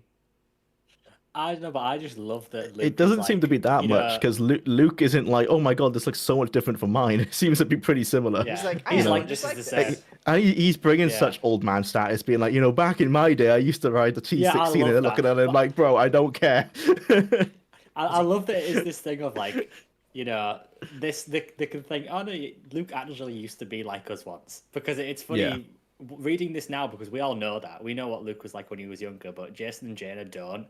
They know him as this really powerful, calm, older man, their uncle. That's what they know him as. Horrifying. Horrifying They can't uncle. conceive of him being a 15-year-old on Tatooine shooting rock Yeah. rats. Selling Bomb Legacy, rats. yeah. Yeah, I love that though. He has such humble roots. It's one of the best things about Luke, I think, Such a Yeah. simple, little, humble background. It makes him so lovable, I think. A little moisture farmer boy. Mm. Yeah, that. I like in my mind just thinking, I don't know what Jaina was trying to do when she put the hyperdrive in the TIE fighter, because what was the plan? Like, there's no way anyone's going to be happy with you just joyriding to different planets. Like, Honestly, how is that going to go purely down? because she could. I think purely because Yeah. she had a she's felt, hyperdrive. I'm clever enough to do this. I'll do it. And Yep. because she she's had a Jada, she hyperdrive. did. She had a ship that could handle a hyperdrive, so she said, "I'm gonna put that in." And there's that." just no more thought put into it at all. It is just like, They are when you're kids. 13, you just make a silly decision with no thought of the consequences. Like, obviously, Luke would be pissed, Han would be mortified because Han's given her this to tinker with, and she's gone, but he Told her installed not it. to do it. Yeah. And nobody Yeah. else brought it up either. Lobaka wasn't ever like, "Is this okay?" Yeah, they all thought, oh, this is a great idea. Like, yeah, go for it. They were probably Jason just. They were all thinking- more.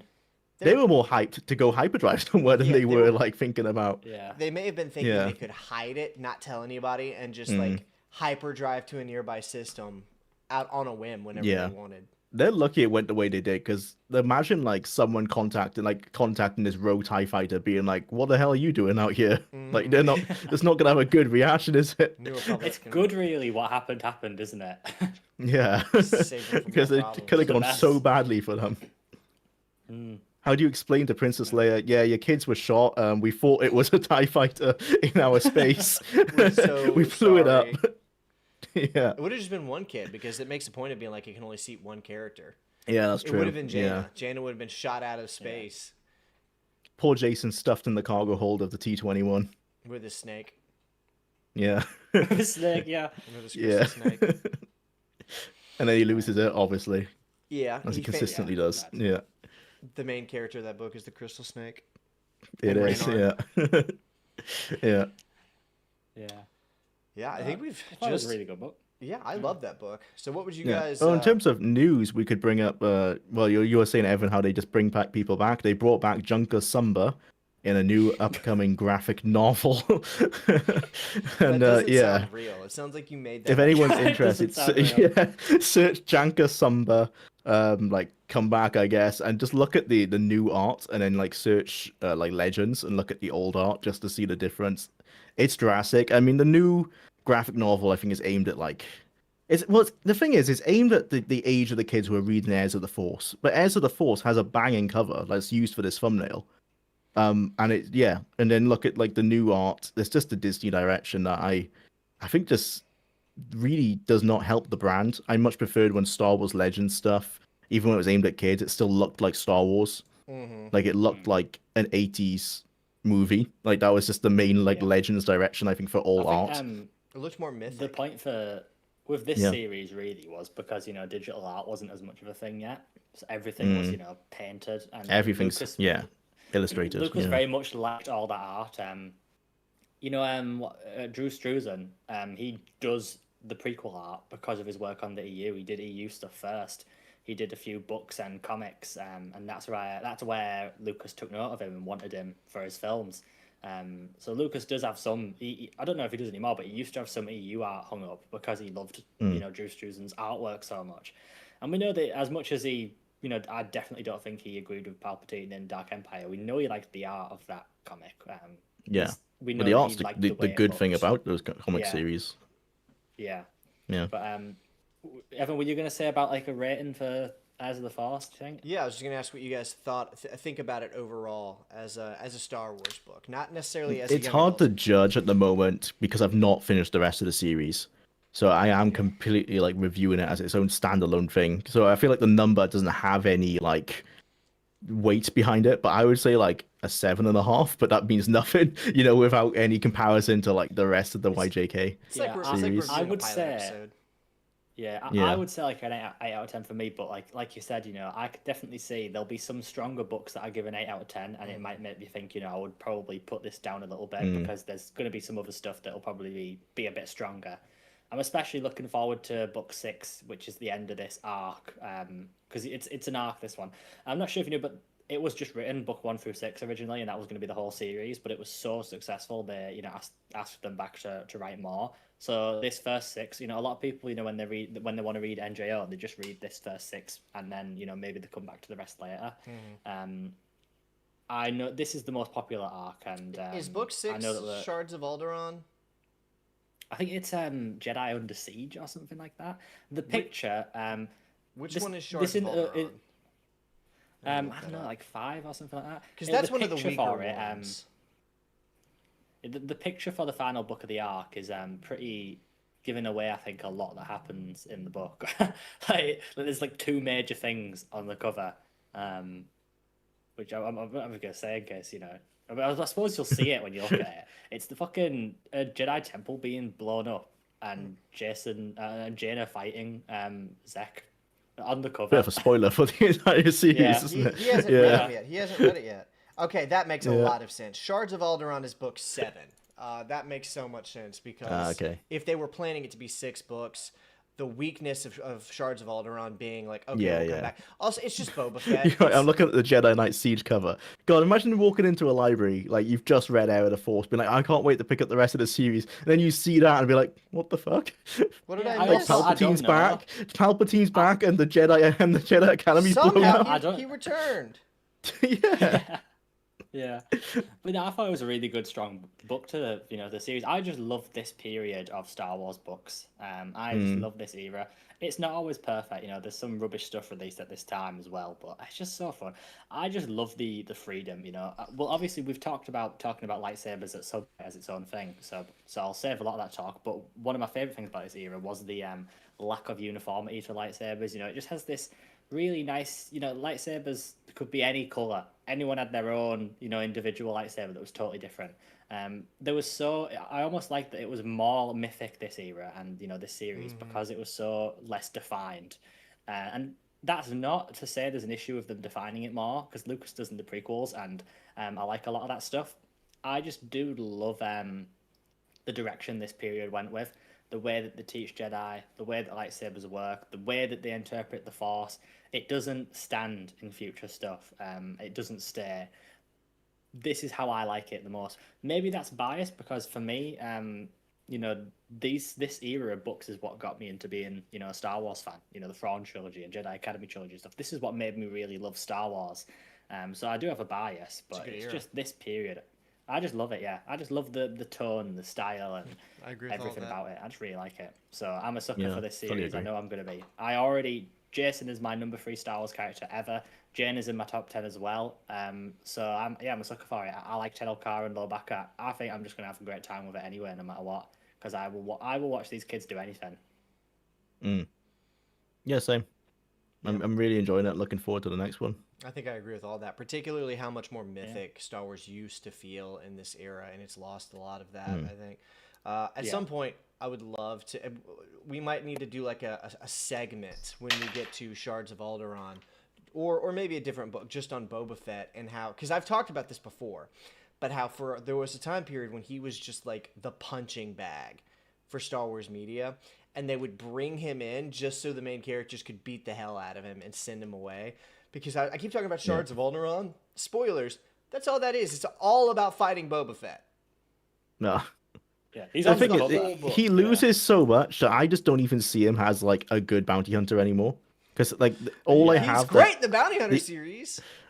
the only, but for me, the only that, the only experience I have of Boba Fett is him just being destroyed all the time. Yeah. Evan, what you're saying is the reason why, you know, like a lot of EU fans don't think too positively of Boba Fett, because a lot of the stuff, it's one of those rare cases where he's not handled. I mean, he's handled better in the EU. He has some great stories. He does have some great stuff, but he also still has a lot of crap, honestly. He still has a lot of rubbish. Yeah, which makes like it a so bantha. a lot of people can't get into him.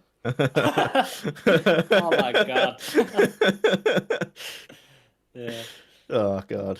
Yeah, at least Disney handled him about as well as the EU mostly did. That's one thing you can say is Disney handled him. Yeah. I mean, he's pretty cool when he's like teaching Janna and stuff, like training her to like fight and stuff. Like I thought that was pretty cool, Boba Fett, and then him like stepping up to the Mandalorian. I like plane, him. But everything else is I just like him getting the from hell Mandalore. beat out of him by every protagonist we see. Dash Rendar beats him, Kyle Katarn beats him, Jason, Janna, Lobaka, and Tenel Ka beat him. Like he loses all of the time. Yeah. Yeah. Makes you think that bounty hunters must actually just be terrible because he's the best one in the galaxy. Consistently the gets only beaten. thing- He overcame The Jodo only thing you can Cast. think. It makes But me, who's you know, Jodo past? Jodo Cast. So have you ever played Masters of Terras Kasi? Thankfully, not a lot, but I have played it. Yes. The alternate skin for Boba Fett in that game is a character called Jodo Cast, who had a who's originates from like a tabletop game, and then he got a feature in a little like novel or novella or something where he impersonated Boba Fett for a while, and Boba Fett finds him, like poisons him with like a nerve gas that like numbs him and makes him paralyzed, and then he dies. He blows up with his own jetpack. Well, he got that guy. So That's at a least there's thick that. Boba Fett W right there, man. Yeah. It'll be funny when you do Legacy of the Force, because you'll be on a Karen Travis book and he's OP, and then the next book everybody wipes him out. Everyone writes him like, you know, as he is useless, and then Karen Travis, there's no in between with her. He's like the best guy around when she writes him. She's Nice. Actually, work. to Put talk her in about, charge of you know, season Aaron 2, Alston. Book of Boba Fett. Aaron Alston more positively again. When Karen Travis stopped being in their books and they did Fate of the Jedi with Christy Golden instead, they asked about, you know, the direction of the series, and he said, "Well, we don't have someone in love with Boba Fett anymore." And that was how he opened it. So Aaron Alston, he's the funniest. He is the funniest guy to ever work on Star Wars. That's what I will say about Aaron Alston. He's the funniest guy to ever work on Star Wars. He is hilarious. All right. Well, Nice. I think we've pretty much exhausted what we can say about Heirs to the Force, and I'm definitely looking forward to a Shadow Academy episode. So we have a short little game that we're going to play regarding the dialogue of the Star Wars films, and then we'll probably just call it an episode and wrap it up. But I thought it would be interesting to figure out all of our most disliked lines from each era of the 3 trilogies. And I included Disney just for an excuse to rip on the sequels. But each of us picked one line from each trilogy as the worst line we could think of. Now, it was short notice, so it doesn't have to be the worst. It's just what we thought of on the moment. So we'll start with Gabriel. What are your picks for the top 3 worst dialogue lines across the Skywalker saga? Well, for the prequel trilogy, it's one that came to mind as one that I don't know, I feel weirdly about it. I laugh at it like in a bad way, and it is the Phantom Menace. It is Jar Jar squeeze me when he's introduced. That's a great I just think line! it's one of the. You can't pick that decide line. whether Pick I something hate else. it or love it. Honestly, that is it for me. It comes to my mind every single time. I always when I think of Jar Jar Binks, I think of "excuse me" every single time. Excuse me. I never lose my mind. Bro, original that's like the trilogy. best part of is the That's movie. what I kinda- always think of when people always compliment like George Lucas's like creative mind. I always think like, yeah, he came up with a squeeze me. Like, yeah. Absolute genius, creative. Icky Yeah, what I goo. would say, it might be cheating for my one for the original trilogy, but it is for me the only one I can think of that I have a big issue with, and it is adding no to Return of the Jedi in the It is some of the later cheating, but special I'll editions. accept it. That is, yeah. It's the only thing I can think of other than Princess Leia that I really, really hate. And for the sequels, it's weird. I remember more like moments and stuff there are a than lot. lines. And obviously, I didn't want to pick something as easy as, somehow Palpatine returns. So my pick is a popular one, but I'm gonna bag it in with something else I'll say, which is obviously They Fly Now is what I find probably the hardest to watch. And They in Fly general, Now? it makes me, but what it makes me think of, right, and I felt like the worst in The Force Awakens is the sort of MCU style humor that the sequel trilogy goes for. It's across, and this is a big one because, like I said, I can't think of specific lines, and that's the one I think of. But it's across the whole trilogy where it's this MCU humor that is already dated, and it doesn't stand up the way that the other Star Wars films do in their humor. I think they stand up. It only serves to slapstick is in a hurt lot the of them. media. I always think there's a famous Yeah. scene in the new Doctor. I say the new Doctor Who. I think it was like the Christopher Eccleston series, where Daleks could now go upstairs because that was their like kryptonite for ages. They couldn't go upstairs, but now they had little jetpack things in their feet and they could fly up. And it was meant to be this terrifying moment. But imagine if they just cut in that clip of like they fly now, because that's what Star Wars would have done. Rather than it being like, oh my god, they can fly now. You cut in that clip, and then suddenly like you've just killed any tension that was added. It doesn't help It the ruins fact that they say it 3 times. C-3PO says, Yeah, "Oh, that's they it. fly now." Then Finn says, "They fly now," and Poe looks back and looks ahead and goes, "They fly now." They had jetpacks in the Clone Wars, by the way. Yeah, it's fucking ridiculous. I think it's hard to watch. And then, like I said, it just reminds that my whole point of the sequel trilogy there really is that MCU humor. It doesn't stand up. It's dated. It's already dated, which says something about how that didn't last long. And during that period of films, everyone was putting it in everything, and it's going to be something when you look back on like 80s films and stuff, and they say stuff that is so like 80s and stuff like that. The one-liners that are like really cringe in retrospect. Really cool, but like yeah. Yeah, I think for the 2010s, the MCU quip humor, that's what that's going to be. That's what that's going to be for us. We're going to be looking back on that, and we're going to be cringing so hard on those films. And I say that because I already was. I might be alone in this, but when I was a kid growing up and those films were coming out, I didn't like them because I didn't like that humor. Compared to like Spider-Man, I found that Sam Raimi Spider-Man, kids to you like quippy humor. So even now, a bit older, I find it even harder, and even harder to watch. And it's across the whole sequel trilogy. You could tell because it's Disney, they tried to do the same thing that they did with Marvel. And yeah, I just can't stand it. Yeah. Jular, what are your picks? For the prequels, it's not like necessarily the line itself, it's just how it leads to them getting married. And it's Anakin's dictator Riz. Where like no, that's a great sequence. Then they should be But it's made just to. And then she's just thinking like, I love democracy, but you know what, my dictator husband, I love this guy just and she never questions it. It's like his genocide Riz, he's got genocide Riz, he's got dictator Riz. That's He's got fine. sand Riz. I do think that goes a bit. I think it goes a bit far. I think he probably would have been a bit more subtle with it, yeah. I don't think he would have been straight out being like, yeah, we should just force them to do what I want them to do. He was joking. She went, "Oh, you're messing with me," and he started laughing and playing it off like, "Yeah, I was totally joking." That was his out. He shut the out that he was given, but deep down he's thinking, I still want to force them though. He's like, I kind of want to wish all executive powers to me. All right, now that one, just because I feel like it makes me confused with her choice. But I guess that's the power of love. Yes, you're leaving? Come give me a hug. On live stream, everybody can watch you give me a hug. Can I have a piece of Live hug. Yeah, live hug, and she's gonna have a piece of chewing gum. You're on air. I know that. Thank you. All right, have fun at work. Bye. Bye. All right, what was your OT? The OT is the hardest choice. The OT, yeah, that is really the hardest one. I think that's the best dialogue by far. I love it. I really like it. I'm one of those weird guys who wants the deleted scenes back in New Hope. So I'm gonna say it's Toshi Station because it doesn't lead to Toshi Station. I really like the line, but it's knowing that it could have then led to him going to Toshi Station. Yeah, like that line, like great line because of what it means for Luke. but it's just more so me being a weirdo and wanting the deleted scenes back. It's like they've mentioned Toshi Station, give me it. Like what? I know it exists. Put it back in. So maybe for that, but is no one going to say McClunky? Fuck no, that's one of my that's favorite cheating. lines. But that's cheating as well because that wasn't there originally. Yeah. That's another cheating one.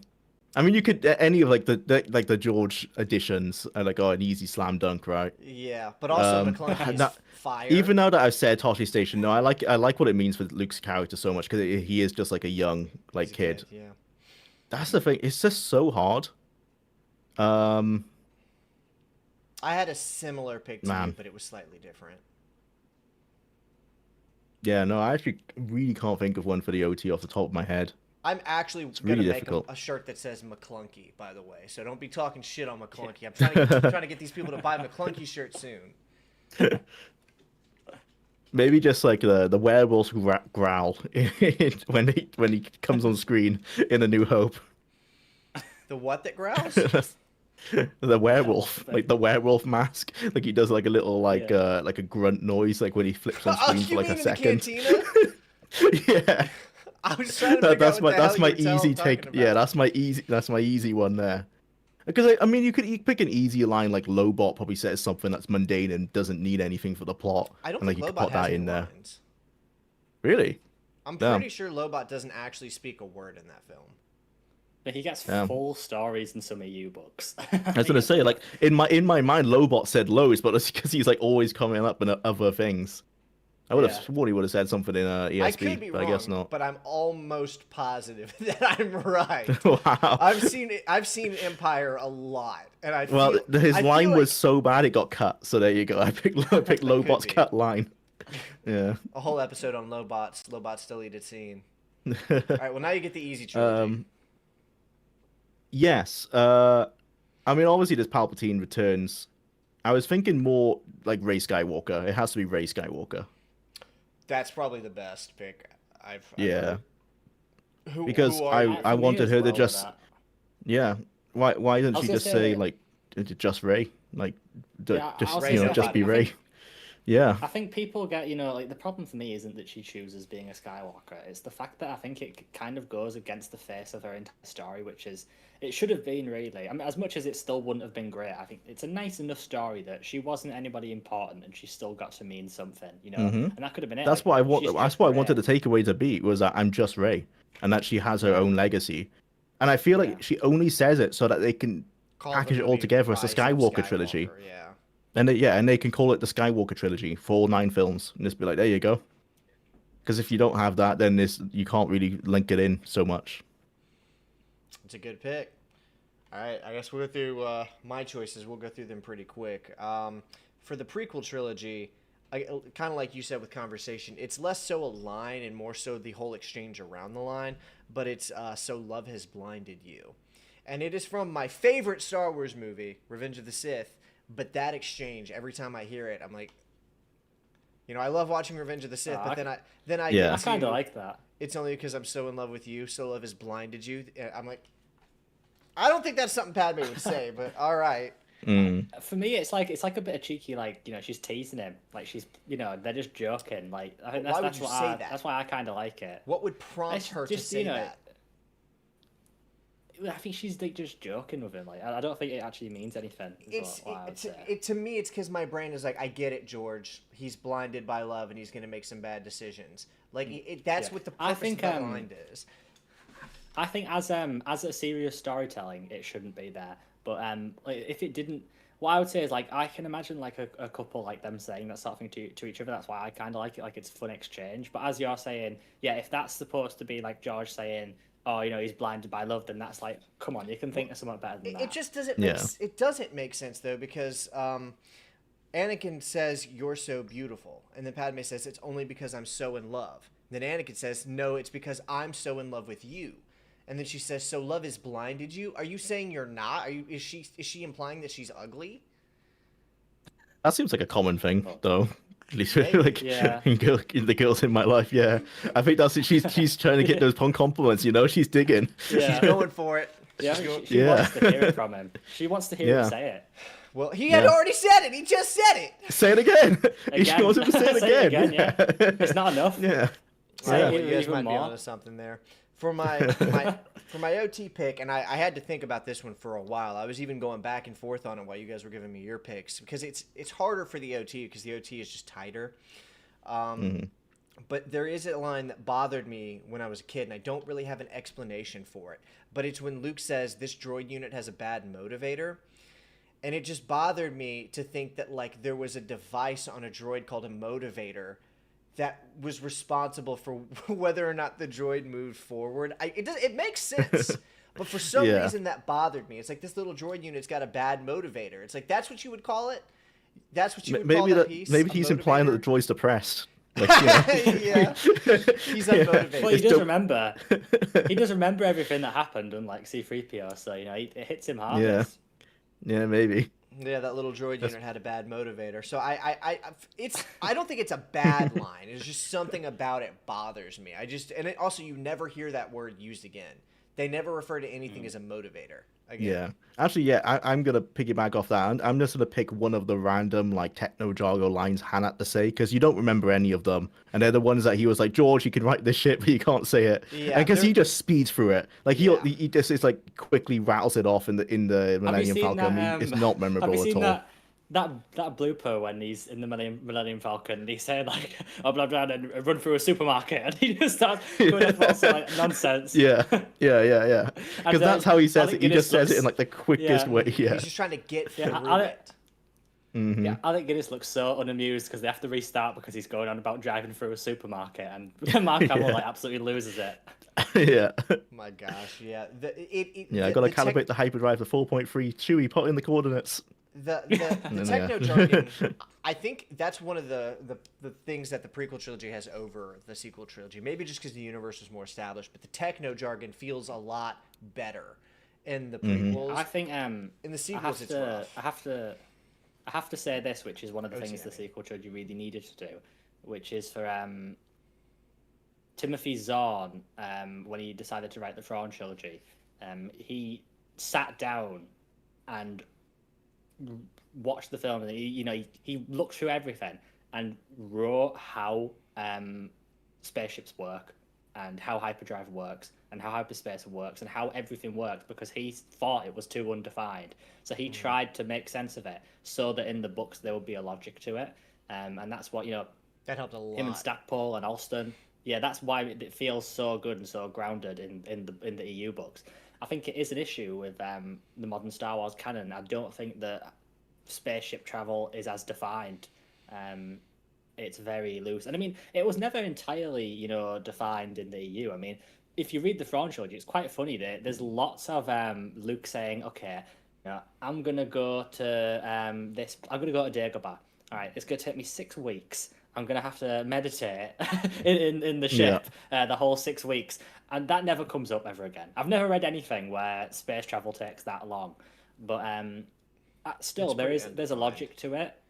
It's pretty clever how Timothy Zahn and some of those authors managed to watch the original trilogy and come up with those laws and rules. But you're right. Well, that in that Heirs was of the problem with Force, it original trilogy, I takes think. Han and Chewie like a few hours. I think they come from Yavin Prime. Is it like 2 hours? Yeah, they come takes from 2 Yavin Prime hours. down to Yavin 4. Yeah. So it's like much shorter. I mean, they're much closer than like Luke was to Dagobah, I guess. But yeah, it's never really just like said how fast anything goes. And he probably wasn't putting down any whales in hyperspace when he's writing at the time. Yeah. The Star Wars movies are definitely more space fantasy than they are science fiction. Yeah. And I do think that the expanded universe benefited a lot from putting the sci-fi into those space fantasy universes. Yeah, Universes. because Yeah. George says about the spaceships all have great sound. Obviously, there's not sound in space, but he purposely ignored that because he liked them having interesting Yeah. sounds. I think it totally helps the watch. universe for it to Yeah, not it just does. be dead silence out there. Right. Yeah, What's your agree. sequel trilogy, one Evan? So, first instinct, of course, was They Fly Now. But I actually have a better pick than that. I don't remember the exact line, and I don't want to go rewatch it to remember what it is. But The Last Jedi opens on a Your Mom joke. because Poe is like taunting Admiral Hux in the Star Destroyer, and he's like pretending that he's not hearing him, and then he makes a "your mom" joke, and then the conflict starts. And when I saw that in theaters for the first time, I remember just dread pouring over my body, and I was like, "This is gonna fucking suck, isn't it?" And then it did. I think you're right, because I think The Last Jedi has the worst humor probably in the series. It feels so different. It feels so different to all the other films. It feels so out of place. And It it's has stuff like that slapstick the in whole it time with is like weird. with Luke throwing away the milk and stuff, and like throwing away the lightsaber and all that kind of stuff. Finn Like, is like weird way, though, falling 'cause- over, and people are getting zapped. It's very well, slapstick. yeah, I guess it's the most Phantom Menace that we've seen in a while. But like that's when But in Luke a bad that's way. where Luke saw that and went like, maybe I went too far in a few places. Yeah, I mean, what you know, if- he realized and what he if- pulled that back. What if when Poe did the "your mom" joke, then Hux was like, "Excuse me," when he started speaking. Squeeze me. That could have been so much better. Shoot that icky goo out of the sky.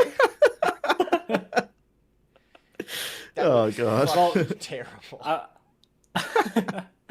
We did say before, you know, in Lego The Skywalker Saga, they have a clone of Darth Jar Jar along with in the Snoke and all tanks. that. Yeah.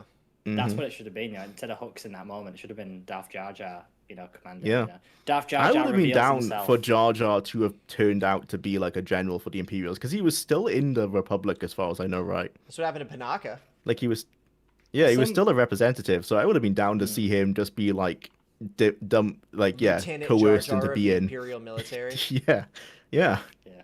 Wipe out the when, rebel scum.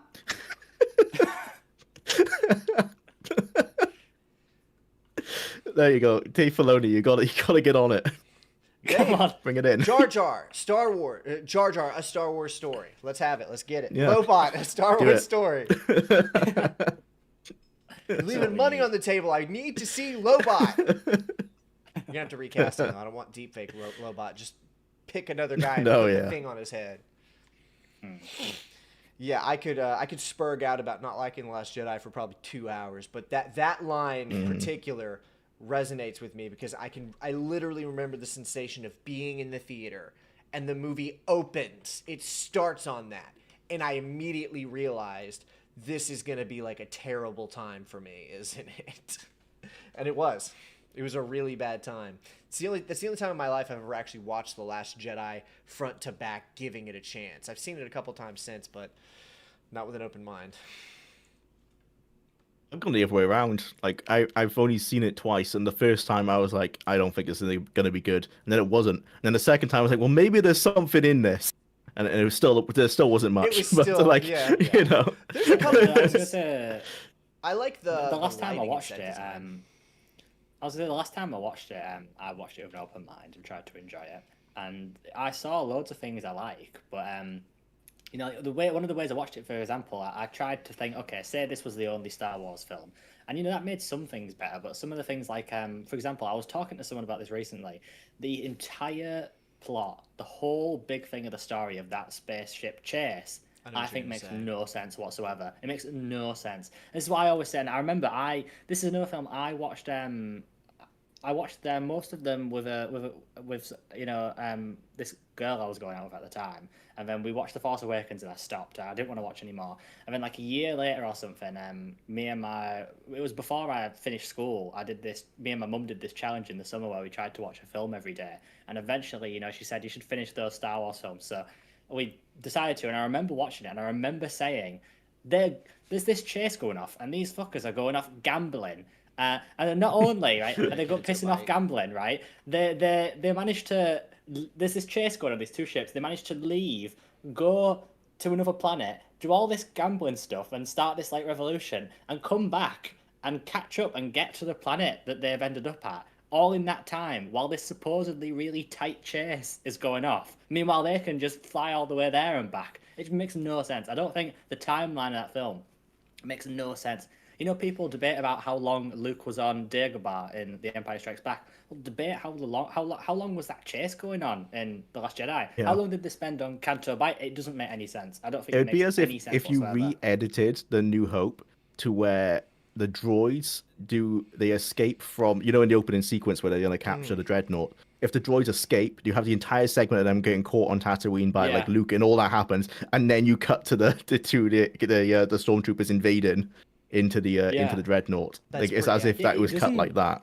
It doesn't feel like when you're watching the film that time is moving like in a linear manner. Like, it feels like they're cutting it together as if it is. But when you think about it, a lot of the stuff you're watching has probably already happened in other scenes that you're watching if you tried to make sense of it. And that's what makes it feel so disjointed and it makes it really hard to watch, I think, even as its own film.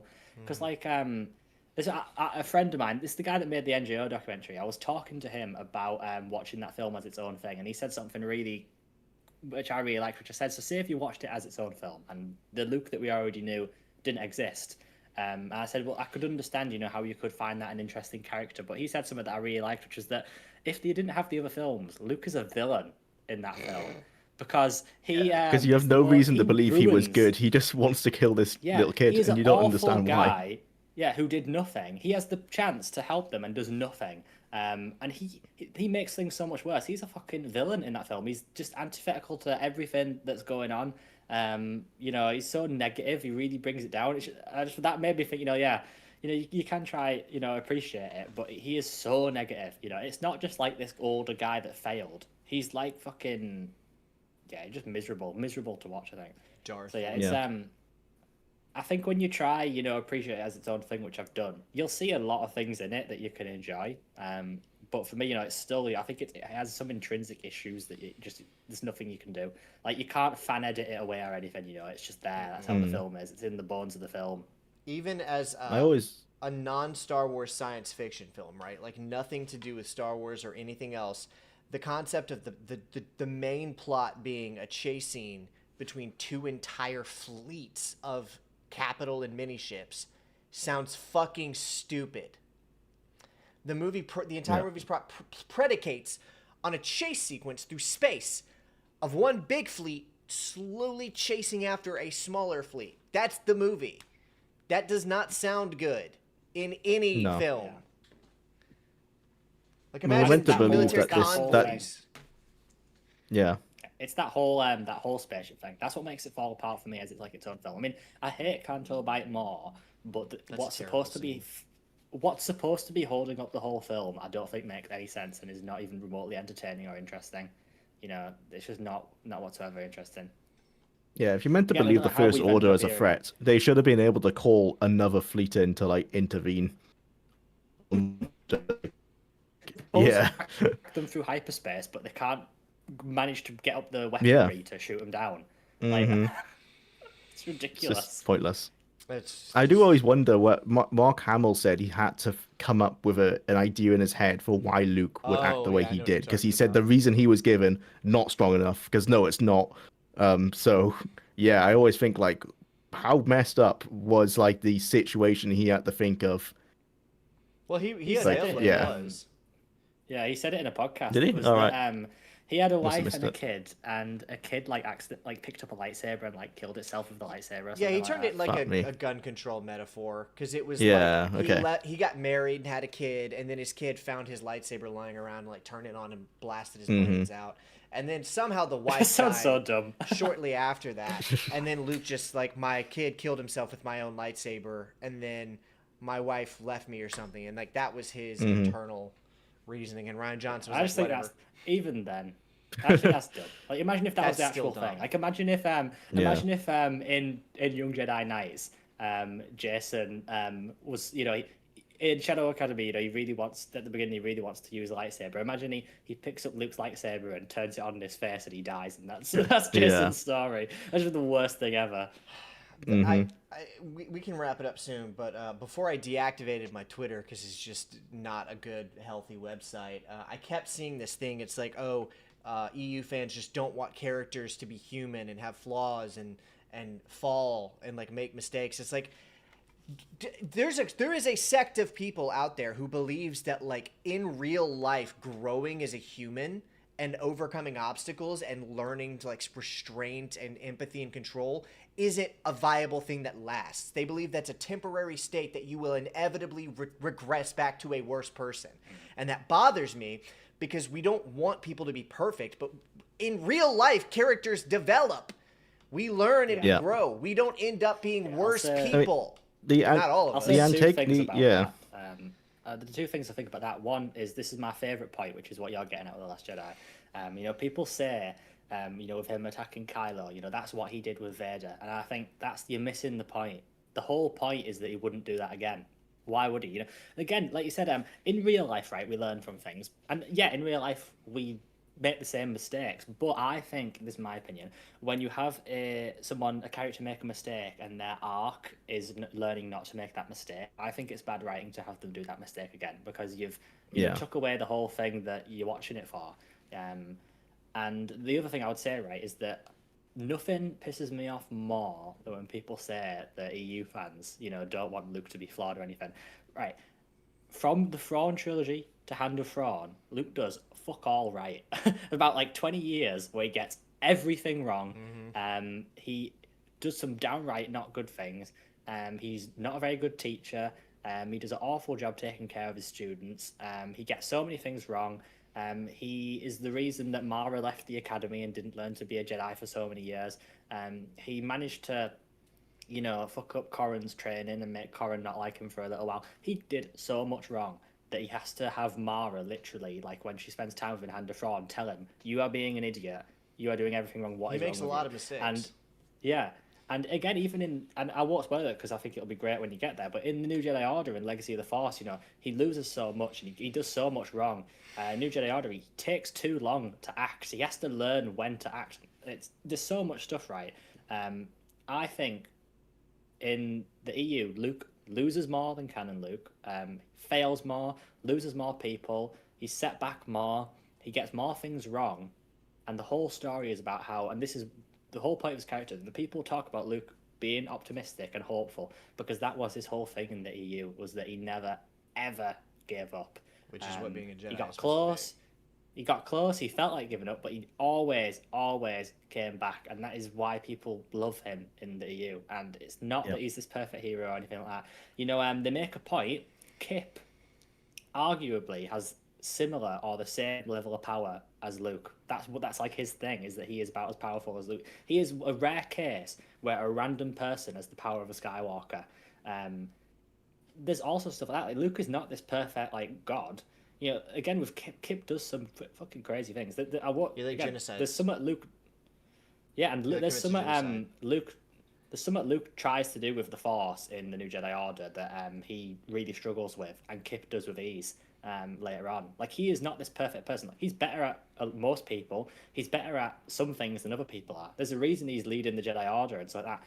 But he is so flawed, and that's why I think he's so good. And I think Luke in the EU is the greatest, the most written character in Star Wars, mainly because he just has so much content, and all the authors wanted to give him arcs and stories and stuff, and it's pretty hard to beat a guy that has, you know, dozens of books with different story arcs. It's just not going to happen. But the So problem even is- if we had a good Luke, And I'm happy in the for sequels, humans it's to still like okay. act like humans, and I think like humans can make the same mistake again. Like there's analogies you could make to like addiction, of what I would then say that Luke is addicted to being a hero, which maybe is that's kind of some of his failings in the E too much.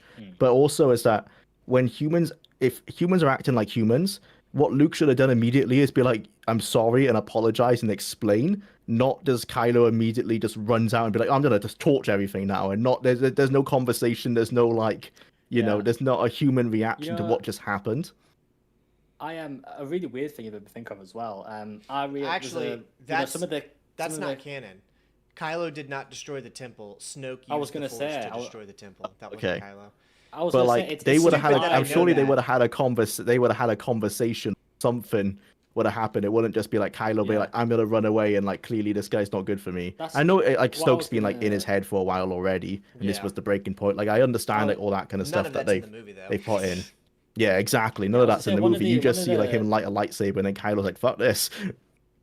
I was to say one of the issues with that whole thing for me, right, is how unclear it is even outside of the film. Is that in the film they make it seem like Kylo did it, In the comics, they show that Kylo didn't do it, and then recently they did a video for like kids. This got people on Twitter, really confused. They did like a video for kids explaining like the sequel trilogy, and they said that Kylo did it. So why can't they make their mind up on what happened? Because Like, whoever made that kids comic God, didn't so weird. read the explanation and watch the movie and said, "Oh, Kylo did it," Yeah. because Yeah. that's what anyone would think. And you probably shouldn't. Yeah, you shouldn't need the explanation to be outside on the movie. Like people joke about in the EU, like, oh, every character you see in the OT has like a background, but it's because you don't need that character in the OT. They serve their purpose, like probably as a background extra. They don't need a background. The background's an additional thing that the EU gives you. But in the Disney canon, you need the extended stuff to understand what the hell's going on, because it's just not explained well. Some of the best stuff, like Wedge, I didn't even, when watching the original films, I did not really take notice of Wedge.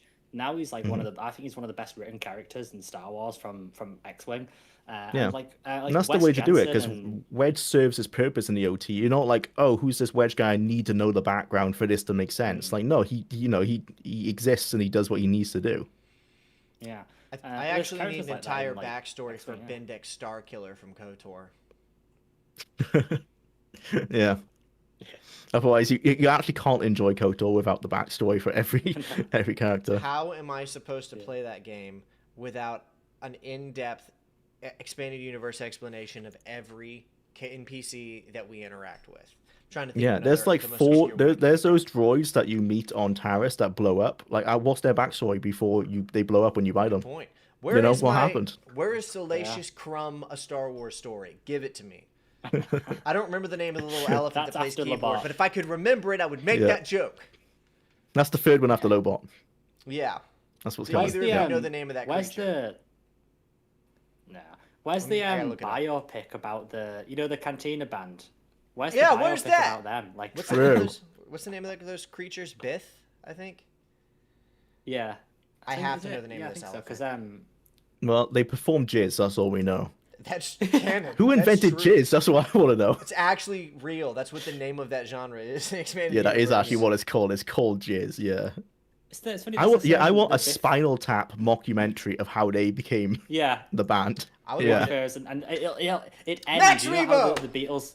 It's Max Rebo. That's the name Oh, of yeah, the Max blue Rebo, yeah. elephant that plays the keyboard. I need a Max Okay. Rebo movie right now. Yeah. This is my idea, Drew. Do you know how the Beatles get back? Like it ends on them having Yeah, a yeah. concert, the rooftop. The film about the Cantina band would end with them how they get to there, performing yeah. in the New Hope. Yeah. At the beginning of the New Yeah, Hope. yeah. That's You where the see film would end, and it'd be C3PO walk through the door. Yeah. Yeah, Yeah. yeah. And Hans That's would how it say, should "Oh, end, yeah. Chewie." Didn't we joke at one point that we were going to do an episode about which is better between Jedi Rocks and whatever the other like unaltered song was from? Yeah, I the like two the songs. one more. I'm passionate about that. No! Don't think that! I have a special edition elite. Yeah, where's her film? Where's her film? What's her name? She I needs can't a film remember. as well. Because Yeah, she's that's in true. the unaltered trilogy, but she's just a puppet, like doing this. The CGI Yeah, is way yeah. better. I need the whole Jedi Rocks. I linked you guys that they have a Genius lyrics page for that song, and it lists those characters as composers. I think. Cy Snoodles is her name.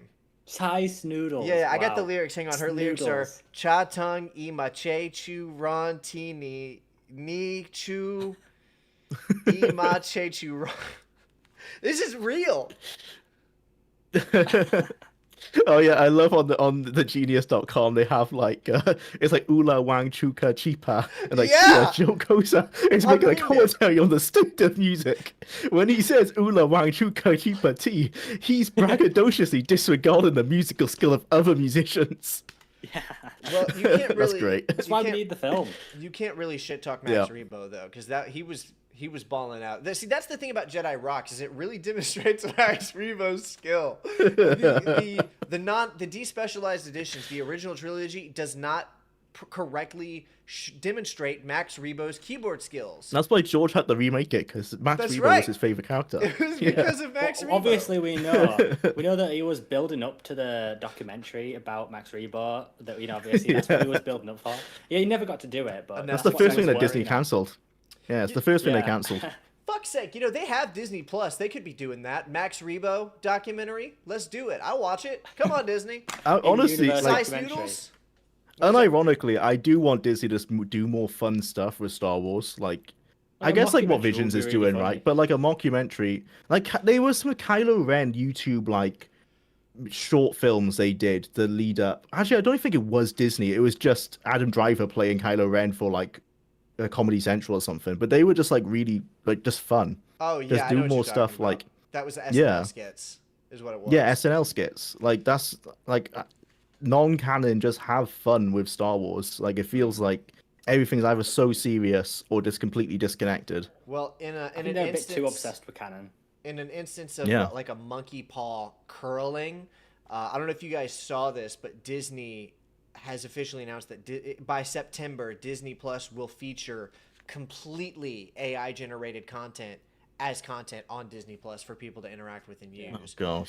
And a lot of it's going to be Star Wars. A lot of it's going to be completely like so- Sora AI, Star Wars. This is like content. curated content that they've got some put into and putting together, is it? I think so. It's unclear because the interview about that, because last year Disney invested $1 billion into Sora AI in a big deal. But Yeah. now it's being revealed. It was revealed last week that Sora AI and Disney will they'll be bringing it to Disney Plus, and they made it sound like Disney Plus subscribers will be able to punch in prompts and generate their own short, like 30-second AI generated Yeah. content and I think post it was it that you- to Disney Plus for anyone to see. I think it was that you can use people that aren't faces. You know, Yeah, like so Max characters that Rebo don't is have on a the face. table, Yeah. is what I'm saying.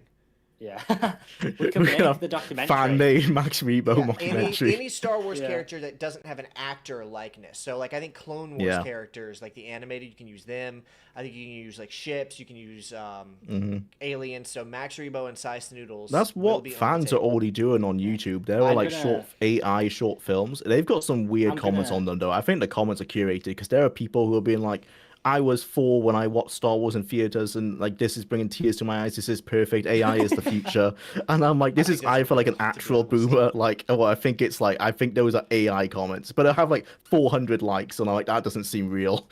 Well, I mean, Someone like crying Also, over I'm- like AI Luke picking up a lightsaber gonna and turning it end- on, being like, this is a I'm gonna end the Cantina Band story with I said this is another thing. Not only does it end on that performance, that was the last time they ever performed together in the same room, all of them together.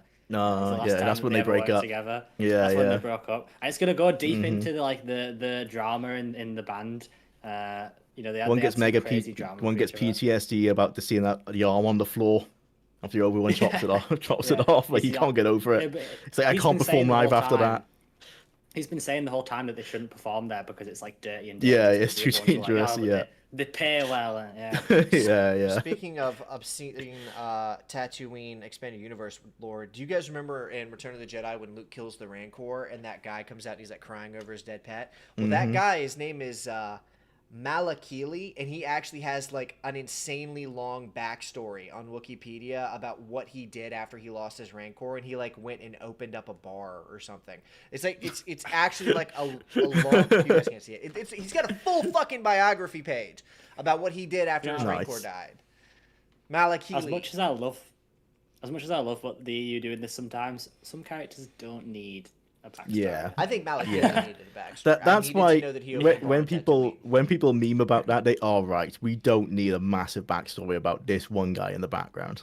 I think the truth is that a lot of the time it is just like a little throwaway thing someone chucks in. Like it's never usually Yeah. people who don't read the Well, that's EU how the think, Wikipedia like, page is probably that long. Is that he's just been referenced so many different times in different books that they've built up this story from that. I Yeah. doubt he's had like his own like little There's series. some crazy stuff. Did you know that in Kevin J. Anderson's Darksaber, Luke goes to Hoth and fights the same Wampa that he fought in The Empire Strikes Back?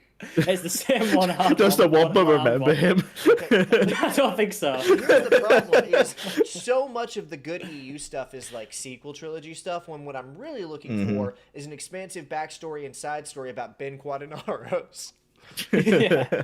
That's Honestly, what I there want. should I be. need Rats Tyrell versus Ben I want Quadinaros. the What if he backstory on raced? Obi-Wan.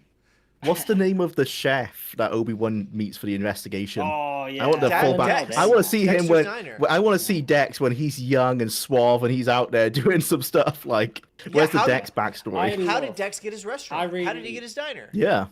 Yeah. I really love. I want to see how like Obi-Wan made all those friends. That's something I did read Kenobi right after July. We talked about it. And one of the things I like is how many friends he accidentally makes immediately. And I always like this thing with Obi-Wan. I always feel like with Obi-Wan, he has like so many friends in random places. Like I always love that if they need something, Obi-Wan knows a guy. Like he is that person. Like Obi-Wan knows he's that guy. Yeah. That's what I really like.